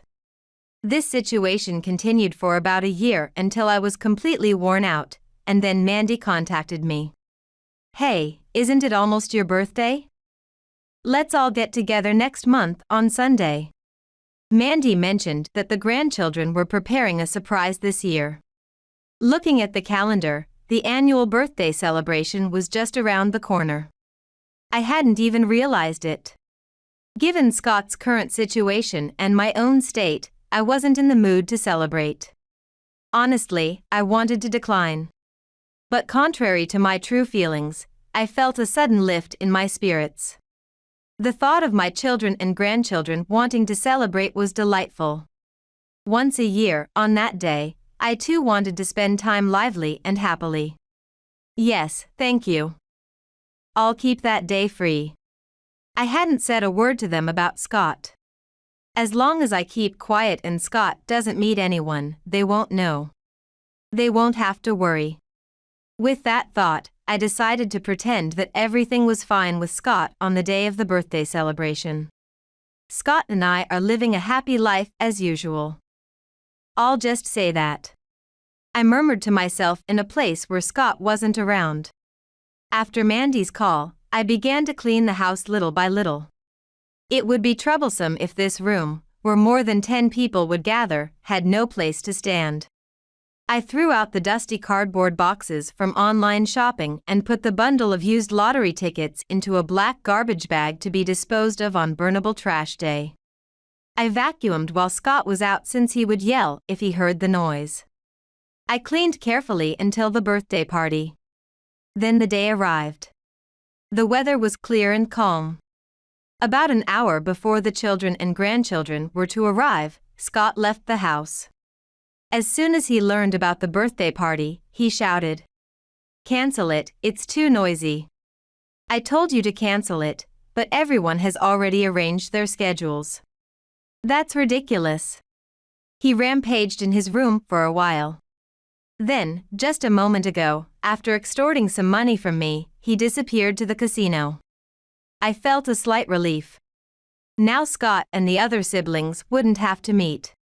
All that was left was to wait for everyone to gather. Soon after Scott left, the children and grandchildren started arriving one by one. As they all wished me happy birthday, My heart filled with joy. Each of the 9 grandchildren shyly celebrated with me. Seeing their innocent faces, I felt a complex emotion. Was I pretending to be happy for these children? That thought suddenly crossed my mind. It's okay, it's just for today, I told myself, fighting against this small guilt. The birthday party started immediately. Everyone brought dishes like finger food, salad sets, chicken, and pizza. The last item Mandy brought was a birthday cake, which the grandchildren had spent time making. The cake was topped with lots of chocolate, strawberries, and blueberries. On a piece of chocolate in the center, it read, "Happy birthday, Grandma Kathy." The writing was so squiggly that it was just barely readable, adding to its charm. The warmth of their handmade effort touched my heart. How wonderful! Thank you, everyone. I hugged each grandchild one by one. I was overjoyed that they had all made such an effort. Lastly, I hugged Ashley tightly. Thank you, Ashley. Ashley put the strawberries on. Her lisping words filled my heart, and I hugged her again. Mom, listen. Mandy began, standing beside Ashley. When I looked, I noticed her belly had swelled, and she was happily stroking it. Next month, you'll meet the 10th grandchild. The room was crowded, and I hadn't noticed. She was already in her final month. What? Surprise, joy, and an overwhelming anxiety all rushed in at once. Oh, my goodness. I haven't seen you for about a year, so I missed telling you. It's a boy. Live a long life, Grandma. Yes, I will. Ashley hugged me around the neck, and everyone in the room celebrated the happy news. Congratulations, the family is growing, I'll send a gift. Everyone exchanged words as they pleased. However, deep down, I couldn't suppress my complex emotions. In truth, Scott had been taking money from me continuously, and my savings were depleted. My daily life had also become a struggle. I wanted to give Mandy a gift if possible, but I could no longer afford it. I hadn't expected to feel so miserable at such a joyful and fun occasion. Amid the celebratory mood, I quietly left the scene alone. I felt so pathetic that I might cry. Pretending to go to the bathroom, I went upstairs. Suddenly, Scott's room, with the door half open, caught my eye. What state was his room in now? I slowly opened the door. The room, with the curtains drawn, was dim. Empty beer cans and plastic bottles were tossed on the floor. Scraps of lottery tickets and betting slips were scattered around. Fishing magazines lay around as they were read. The business bag was ripped to shreds and stuffed in the trash can. The fishing rods and other equipment were pushed into a corner, covered in dust. I stood there, dumbfounded, in the ruined room. Why had it come to this? The tears I had been holding back rolled down my cheek. Then, I heard heavy footsteps from downstairs, and someone was coming up. I turned around in shock, and there was Scott, looking irritated with a sinister gleam in his eyes. He said in a low, growling voice, "I lost at casino. I'm going back, so give me some money. Come on, enough is enough. Just give me the money. I don't have any on me right now. The grandchildren are here today, too, so please be quiet." So you have money for the grandchildren, but not for me? I don't even have enough to give to the grandchildren. Really? Liar. Am I just a nuisance to you? Scott flew into a rage and advanced on me. Stop. I also want to give a gift to my new grandchild, but I can't, and it's frustrating. Isn't your own son more important to you? I slipped past Scott and ran away. I found an empty room, the one where I usually hang the laundry, and entered. Looking back, I saw Scott with bloodshot eyes, flailing his arms as he chased after me. Money. Give me the money. I stepped out onto the balcony. If Scott hit me and I fell badly, who knows what could happen? If it led to a serious injury, Scott might end up being arrested. This could seriously hinder his chances of reintegration into society. It would hurt and upset the remaining children and grandchildren. That was absolutely unacceptable. In a split second, I jumped off the balcony. From the second floor, I might just get away with a fracture. If that's all it took to escape from Scott, it was a small price to pay. I fell headfirst and crashed into the ground. My vision flashed red, then blue, then dark. A tremendous shock went through my body, and for a moment, I felt nothing. The children must have heard something because they started screaming. The grandchildren began to cry, and the scene turned chaotic. From the balcony, I caught a glimpse of Scott peering down. He looked shaken and frightened as he saw me lying in the yard. Then he clasped his head and screamed. His siblings also heard his scream. I don't remember much after that. The sounds of Scott's cries, filled with regret or sorrow, echoed distantly. When I woke up, I was staring at the ceiling of a hospital room. The doctor told me I had severe injuries that would take 6 months to heal. The doctor also scolded me heavily for jumping off the balcony. I had broken my right leg and right wrist, and I would need rehabilitation. Naturally, the children and grandchildren were shocked. They took turns visiting me in the hospital, relieved that I was safe.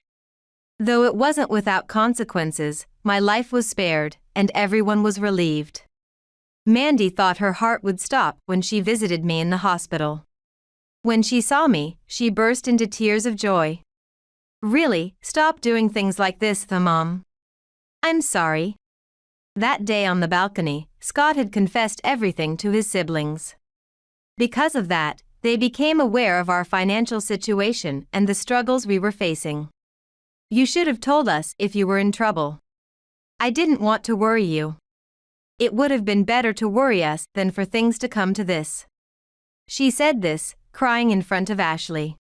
The children learned about mine and Scott's situation and started to help us financially and in everyday life. They sympathized with Scott being laid off but were critical of his subsequent actions. Scott also began to deeply reflect on his behavior.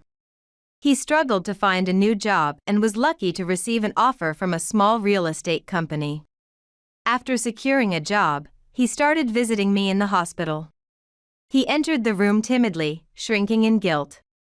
"Mom, I'm sorry for causing you trouble." His hair was neatly groomed, and he had cleanly shaved his stubble.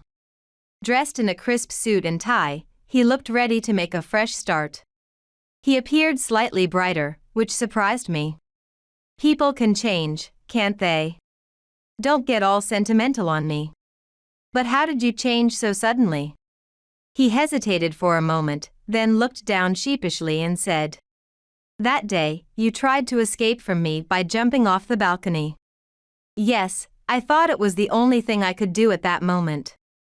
As I watched you disappear from the balcony, I remembered everything I had done in an instant." A tear formed in the corner of his eye. That's when I realized what I had done. It must have been a shocking sight for my son.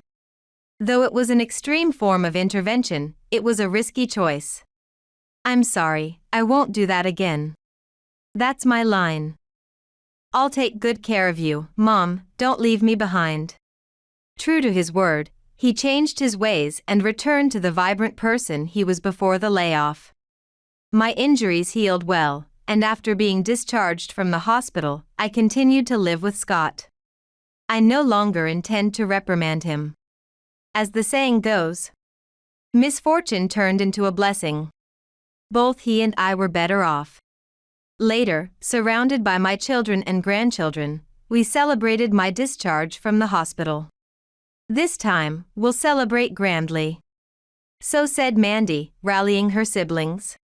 By the time I was discharged, Mandy's baby had been born, and the number of grandchildren had increased to 10. The chubby little hands of the baby boy were adorable. All I hope is that they live healthy, happy, and prosperously.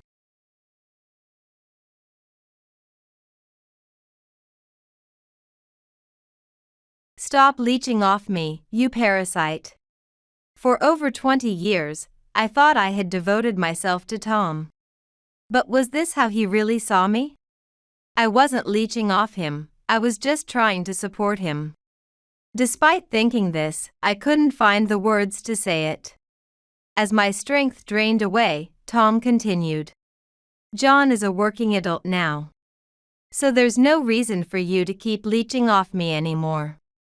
But shut up. I don't want to hear your excuses. Tom shouted. It's no use, my feelings aren't reaching him. I felt something break inside me right then, like the love thread between our hearts snapped. At the same time, my feelings for Tom began to fade. Just moments ago, we were husband and wife, but now he felt like a stranger. Tom had been using me all along, he never really loved me. If he did, he wouldn't have been so brazen about his affairs or tried to kick me out. I don't care what happens to a man like him. No, I have to destroy him completely. I made up my mind and raised my head to look directly at Tom. My name is Emily Johnson. I'm a 50-year-old housewife, married to Tom for 25 years. Our son, John, who was born a few years after we married, graduated from college and started working this year. With child rearing behind me, I can finally focus on doing what I want. At least, that's what I've been thinking lately. But there's one problem, my relationship with Tom. He hasn't been a good husband or a dad, far from it. Finding his good qualities is like searching for a needle in a haystack. He cheats on me and doesn't even give me a proper share of his salary. Could you at least give us enough for living expenses? Huh? Who do you think you are, talking back to me when I'm the one providing for you? Tom always snaps back like this. Maybe it's hopeless, divorce might be the only option. Lately, I've been thinking that more and more. But I can't just ask for a divorce so easily.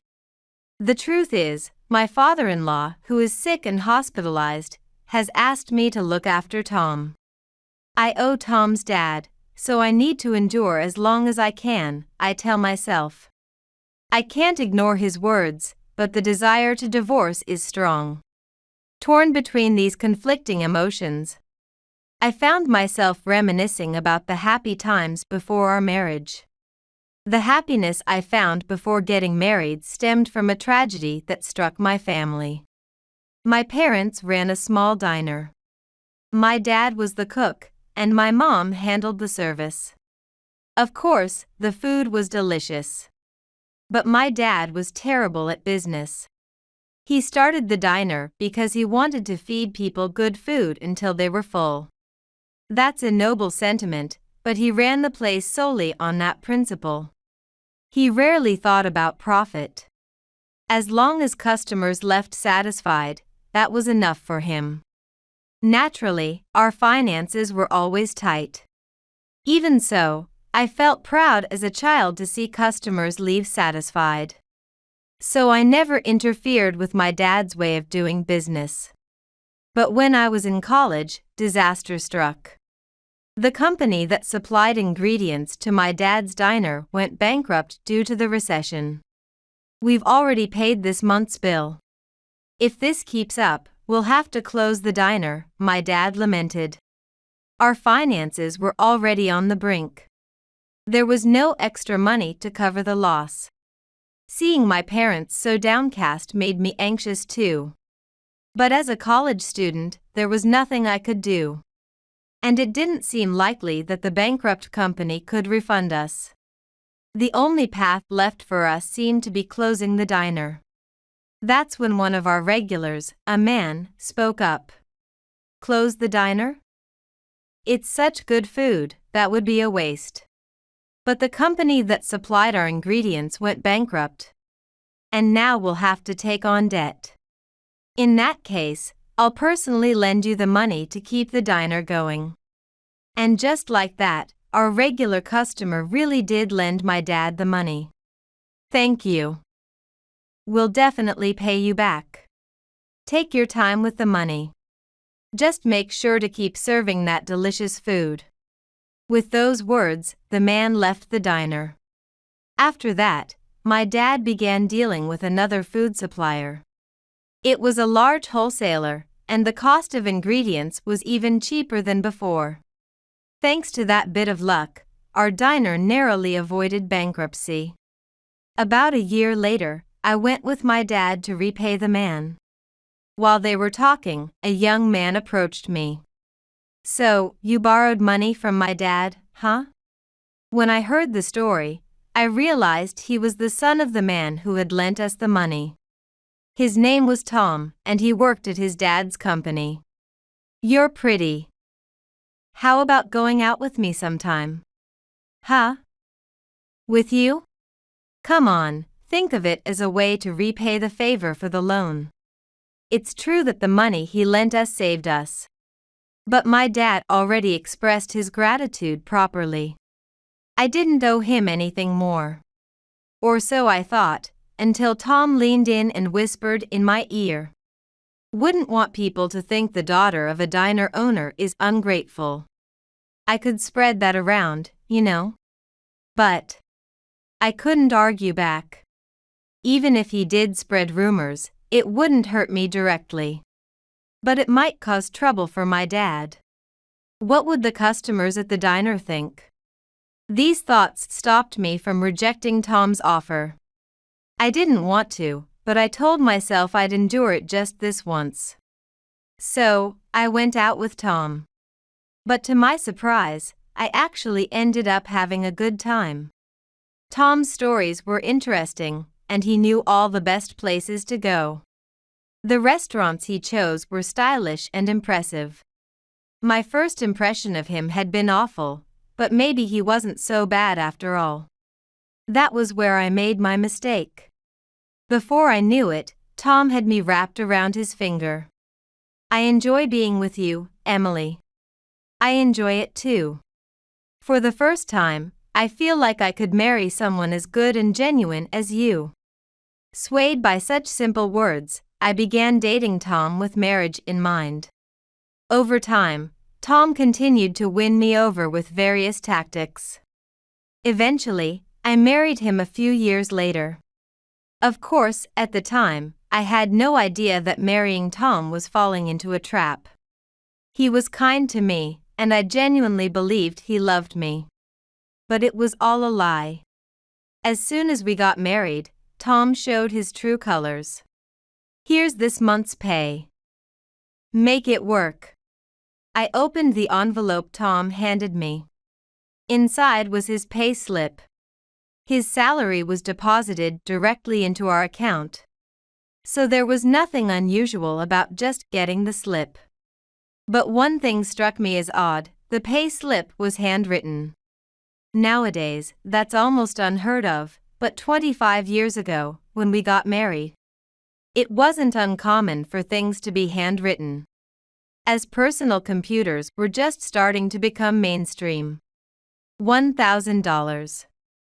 I guess this is normal, I muttered to myself, trying to reassure myself as I made ends meet with the small amount of money.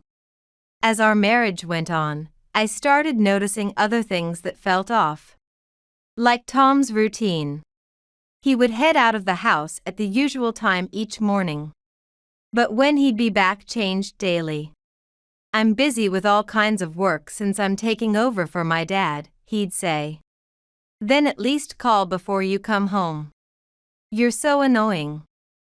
"Fine. I'll call you," Tom shouted. His outburst only made my unease grow. Was he spending his time out somewhere? Could he be seeing someone else? These thoughts crossed my mind, but I was too afraid of his shouting to confront him.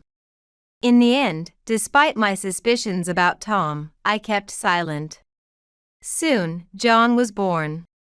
I thought that with a baby, Tom might change a little. But he didn't. In hindsight, it was around this time that I first began to vaguely consider divorce. Then, when John was just entering middle school, I got a call from my mom while I was out shopping for dinner. What? Dad's been hospitalized? It was news that my dad had been admitted to the hospital. I rushed there in a panic. Your mom was just being dramatic, my dad said with a hearty laugh, and I felt relieved. But then, I remembered something that made my heart skip a beat. I forgot to tell Tom. It was too late. My phone showed numerous missed calls from him. When I finally called back, Tom's irritated voice greeted me. Where the hell are you? Get home and make my dinner.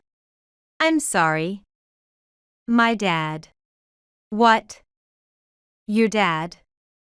Tom's tone grew harsher. I replied in a small voice.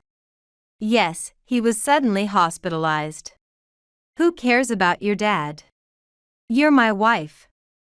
Tom's shouting made me flinch and close my eyes. I was terrified of his yelling.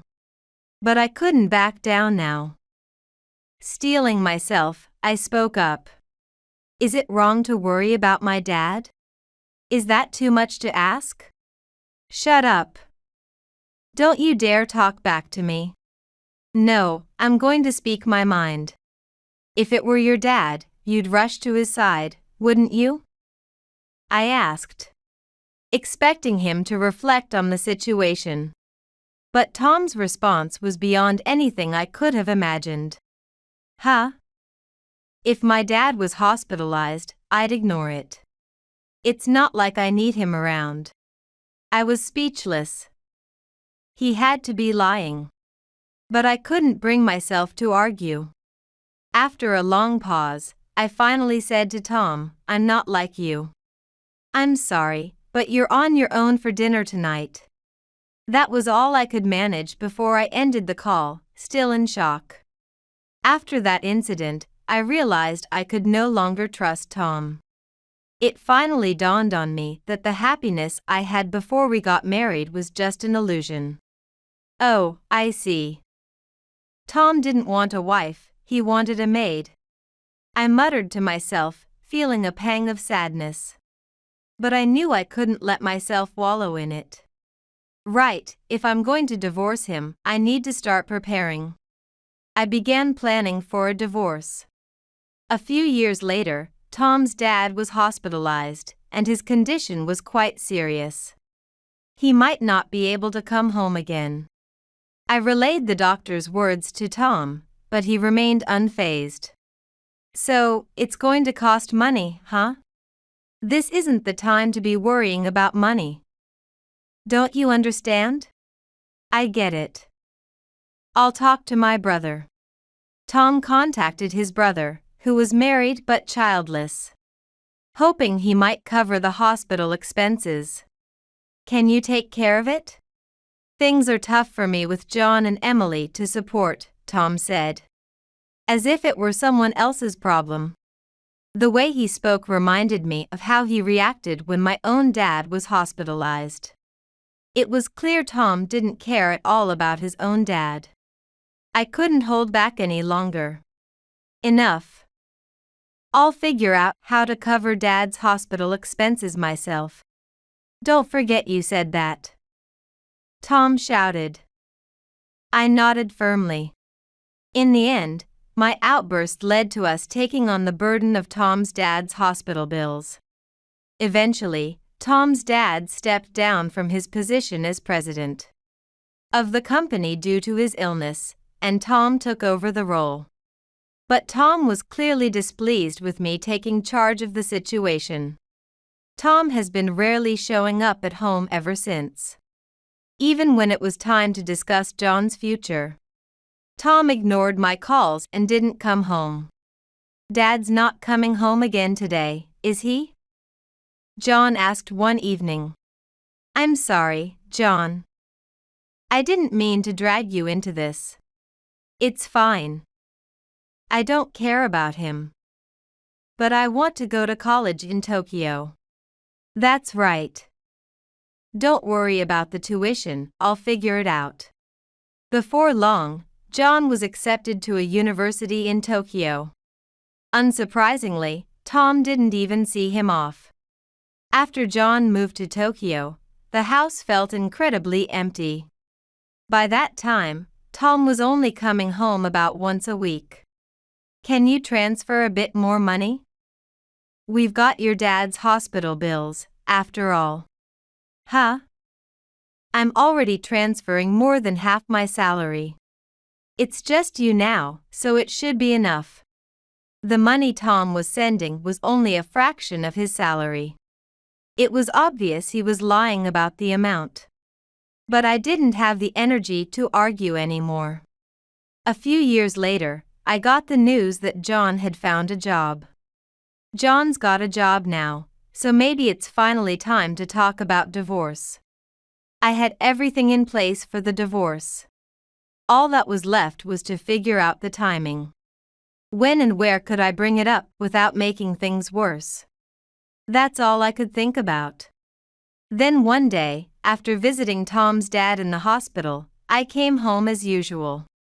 As I went to unlock the front door, I was startled to find it already open.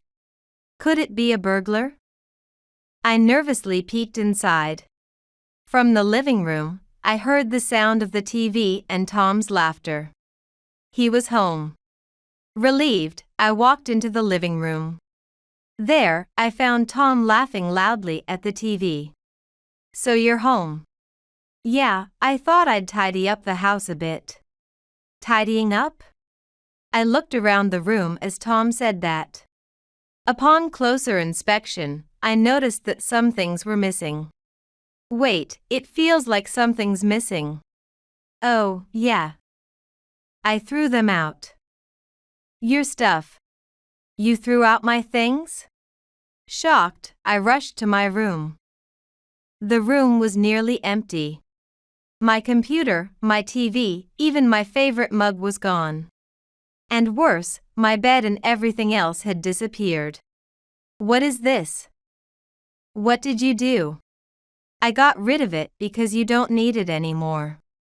"Don't need it?" "What am I supposed to do now?"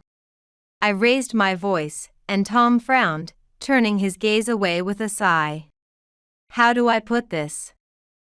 I'm tired of supporting you." "What?" "I'm your wife."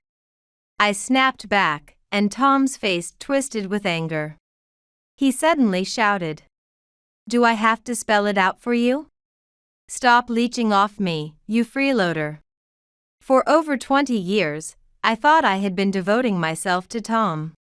But was this really how he saw me? I wasn't leeching off him, I was just trying to support him. Even though I wanted to say this, I couldn't find the words. My strength left me as Tom continued. "John is a working adult now. So there's no reason for you to keep leeching off me anymore." "But..." "Shut up. I don't want to hear your excuses," Tom yelled. It was over. My feelings didn't reach him. I felt something break inside me right then. Like the love thread between our hearts snapped. At the same time, my feelings for Tom began to fade. Moments ago, we were husband and wife, but now he felt like a stranger. Tom had been using me all along, he never really loved me. If he had, he wouldn't have been so brazen about his affairs or tried to kick me out like this. I didn't care what happened to a man like him anymore. No, I had to destroy him completely. I made up my mind and raised my head to look directly at Tom. "What? You got something to say?" "No. If you want me to leave, then I'll leave." I slammed the living room door and stormed toward my room. But there was nothing left. Not even a single piece of clothing remained. Don't bother looking. I had everything taken away by the junk removal service. Which service?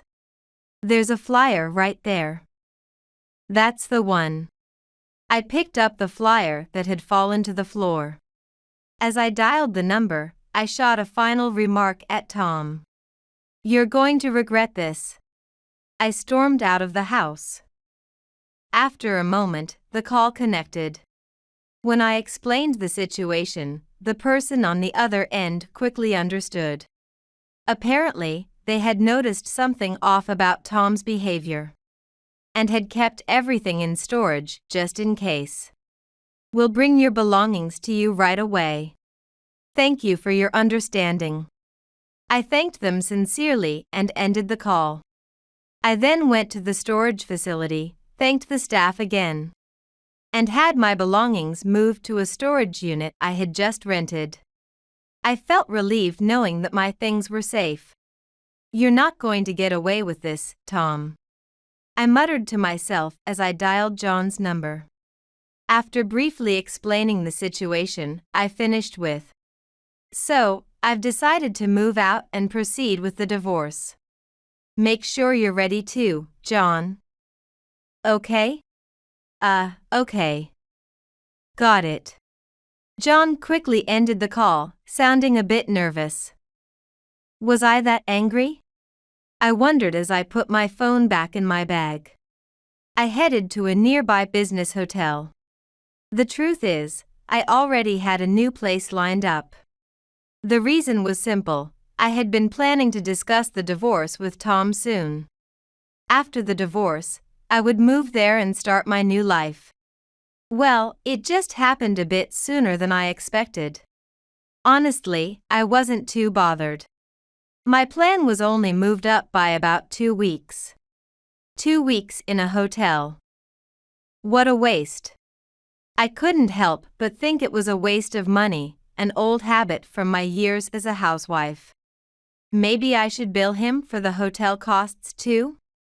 Well, whatever happens, Tom better be prepared. After murmuring to myself, I started executing the post-divorce plans I had been considering. 10 days into my stay at the business hotel, I received a call from Tom while I was having lunch. The moment I answered, Tom's voice boomed through the phone. You stole my money." "What? What are you talking about? Don't play dumb. It's about my dad's hospital bill. The hospital just called and said we need to pay." "Ah, so that's what this is about." I sighed before responding calmly. "That's your responsibility, isn't it? I was kicked out, so it's not my problem anymore. I've been transferring money for your living expenses. That should be paying for it." "True, but isn't the checkbook for that account with you now?" I replied with a straight face, knowing full well that there was no money left in that account. I couldn't help but smirk. "I've got the checkbook, but there's nothing in the account. That's why I'm saying you stole it." "I didn't steal anything." "Don't lie. Who else could have spent it? Doesn't he realize how little he was transferring?" I thought to myself, then said, "There was only a small amount to begin with. If you're short on money, why don't you use your allowance?" "Allowance?" Tom began to panic noticeably. It seemed he thought I didn't know about it. From the beginning of our marriage, Tom had been giving me handwritten pay stubs. He did this to hide the fact that he was skimming money from his salary, which became his personal allowance. "Earlier, I asked your dad about your salary. I asked him how much you get." "That's..." He seemed a bit puzzled, but he told me. "So, I know you've been pocketing some money." Tom fell silent. The silence stretched on, making me wonder if he had hung up. Finally, he broke the silence, yelling, "What's wrong with me spending the money I earn? You're the one who blew through what I gave you." Yeah. So what? This is it. We're getting divorced. I'm going to demand alimony. And you better pay back the money you stole." At that moment, I couldn't help but smile. He had just given me exactly what I needed. Now, Tom wouldn't be able to weasel out of this. With a grin, I responded. Oh, thank you. I've been wanting a divorce too. Let's meet to discuss the details. Why don't you come over to my place? What? No, wait. You want a divorce, right? I'll be waiting with the evidence of your affairs. I couldn't see his face, but I could tell Tom was probably turning pale. His voice betrayed his panic. Evidence? What are you talking about? Don't play dumb. I have the photos. Photos? I could almost picture him struggling in my thoughts. And I had to hold back a chuckle as I kept going. I'll give you the address. Let's meet next Sunday to go over everything. I gave him the address of a certain place and quickly ended the call. Success. Now I just need to make him apologize. Honestly, this was going to be the hardest part. I steeled myself for the task ahead. Then came Sunday. I arrived at the meeting place ahead of time. He should be here soon. I scanned the area and spotted Tom out of the corner of my eye. Over here. I waved at him and he looked up, startled. What? Here? Yes, I told you the address. But, whose mansion is this? Tom looked past me at the house behind. It was a luxurious mansion worth about $1 million. Much larger than a typical home, it had a garden, 3 stories, a basement, and even a theater room. In the attached garage sat a luxury car. I pointed at the mansion with a smile. This is my house. It's brand new, isn't it beautiful? What? This is your house? Yes, that's right. I had this house built a while ago, planning to live here after the divorce. The place I had called Tom to was indeed my newly built home. Naturally, Tom, who still thought of me as just a housewife, was completely stunned. I gently pushed him forward and led him inside. I guided him to the living room. Now, shall we get down to business? This is my lawyer, I said, introducing the lawyer who had been waiting inside. But Tom was too distracted to pay attention. He looked nervous, his eyes darting around the room, barely focusing on anything. He didn't even glance at the evidence of his infidelity laid out on the table. He wasn't responding to any questions either, making it impossible to have a proper conversation. Finally, after a long pause, he muttered, "How did you afford a house like this? Is that really what you're worried about?" I thought, but I decided to answer him. I bought it, of course. Don't lie. There's no way a housewife could afford this. It's true that buying a house worth $1 million usually requires an income of around $150,000 a year. But I had that kind of income, so I calmly replied, "It just means I earn that much." Do you have a problem with that? But, how? A friend's company needed help, so I pitched in, and before I knew it, things started going well, I explained. The story went back a few years. When my dad was hospitalized, and there was tension over that, I decided to divorce Tom. That's when I started preparing for it, beginning by finding a job.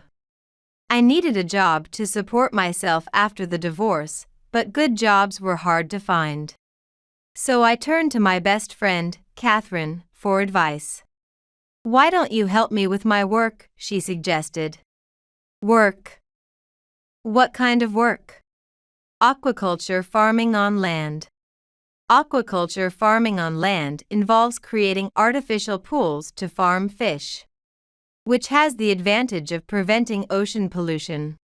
Catherine's dad had started such a business, and Catherine had taken over. So, you worked there? Tom asked hesitantly.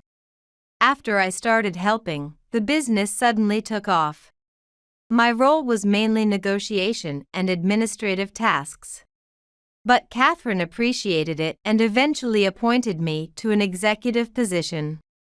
It was all just a string of lucky coincidences, but I think luck can also be seen as a skill.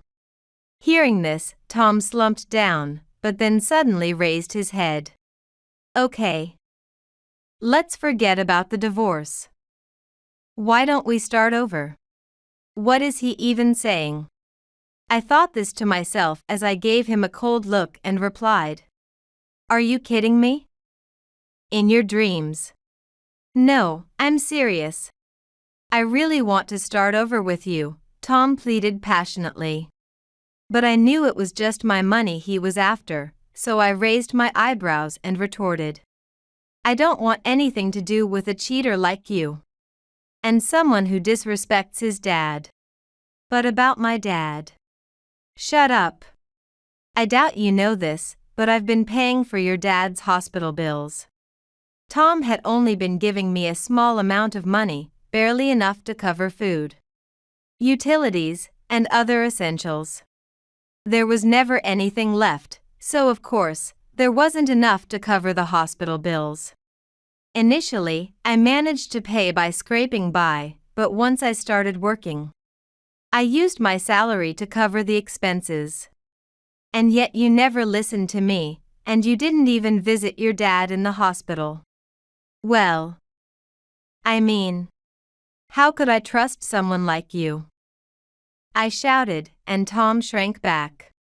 After that, my lawyer discussed the alimony. Tom didn't argue, he just kept nodding. In the end, he was persuaded by the lawyer to sign the divorce papers. And we agreed on alimony of $30,000. Now that the divorce is finalized, you'll be responsible for your dad's hospital bills from now on. Yeah, Tom muttered reluctantly, but at least he didn't argue. I felt a sense of relief. Finally, I saw him out, practically pushing him out the door. It's finally over. The only thing that bothered me was that Tom never apologized. But I had one last card to play. Once I did, I was sure he would apologize. The thought brought a smile to my face. A few days later, as I was heading home after stopping by the office, I heard a voice behind me. Hey, Emily. I turned around to see Tom standing there. Don't call me so casually. We're divorced now. Shut up. What did you do? Tom was glaring at me, his face flushed with anger. From the look on his face, I realized that the news must have reached the company. Smiling, I replied. What do you think I did? Don't play games with me. Tell me what you did. How did you get me fired? Tom stomped his foot in frustration, which I found amusing. And I couldn't help but smile. It's your own fault. You were caught having an affair with the company secretary. Tom's affair was with his company's secretary. He thought he could do whatever he wanted just because he was the president. So, right after our divorce was finalized, I informed his dad about the affair. His dad was disappointed about the divorce but furious about Tom's behavior. When I showed him the photos as proof, his anger only intensified. He told me, I've decided to transfer all of my shares in the company to you, Emily. To me? Wouldn't it make more sense to give them to Tom's brother? No, I'm giving them to you. I want you to remove Tom from the president's position. Here's how it worked. Tom's dad's company was a corporation, meaning decisions like appointing executives required a resolution at the shareholders' meeting. In this case, most of the company's shares were held by Tom's dad, meaning he had the power to make decisions on his own. In small companies, it's common for the president to hold the majority of the shares. When Tom's dad transferred all his shares to me, I gained the sole decision-making power. However, it wasn't my decision to remove Tom. I informed his brother about the shares I had acquired and about Tom's affair. His brother then took the necessary steps. "Your brother did what was best for the company," I said. "That jerk. Why would he listen to you?" "He didn't just listen to me. He did what was best for the company's future." As I said this, Tom collapsed to the ground and began muttering an apology. "I'm sorry. Please forgive me. No. If I lose my job, I'll be out on the street. That's not my concern. This is all his own doing. Even if you apologize, I won't forgive you. Please. I'm begging you." Tom dropped to his knees, bowing low to the ground. I turned my back on him. "Sorry, but there's nothing I can do." "Why not? If you're the one with the shares. I sold them to your brother and his wife. I don't want to have anything to do with you anymore." At that moment, I heard Tom start to sob. Of course, I pretended not to notice as I walked away. After being removed from his position as president, Tom was forced to leave the company. If he had been a dual-role employee and officer, he might have been able to stay on as an employee. But Tom had gotten the job through his dad's influence and had always been arrogant. "I'd rather not be just an employee," he had once said. Because of that, he was thrown out as soon as he was removed from his position. I heard he's now working part-time at a supermarket, but at his age, finding another full-time job will be tough. He'll likely spend his old age full of regret and without much money. As for me, after the divorce, I've been able to focus even more on my work. I don't see myself getting married again. But I do have a couple of male friends from work. Maybe a new chapter of life could start for me too. It was while I was thinking about that when I received a call from John. "Mom, I'm going to bring my girlfriend over soon." "Really?" "I'm looking forward to it. I might have failed in my marriage, but I don't want John to make the same mistakes. I'm positive he'll do fine. He's way more level-headed than I ever was."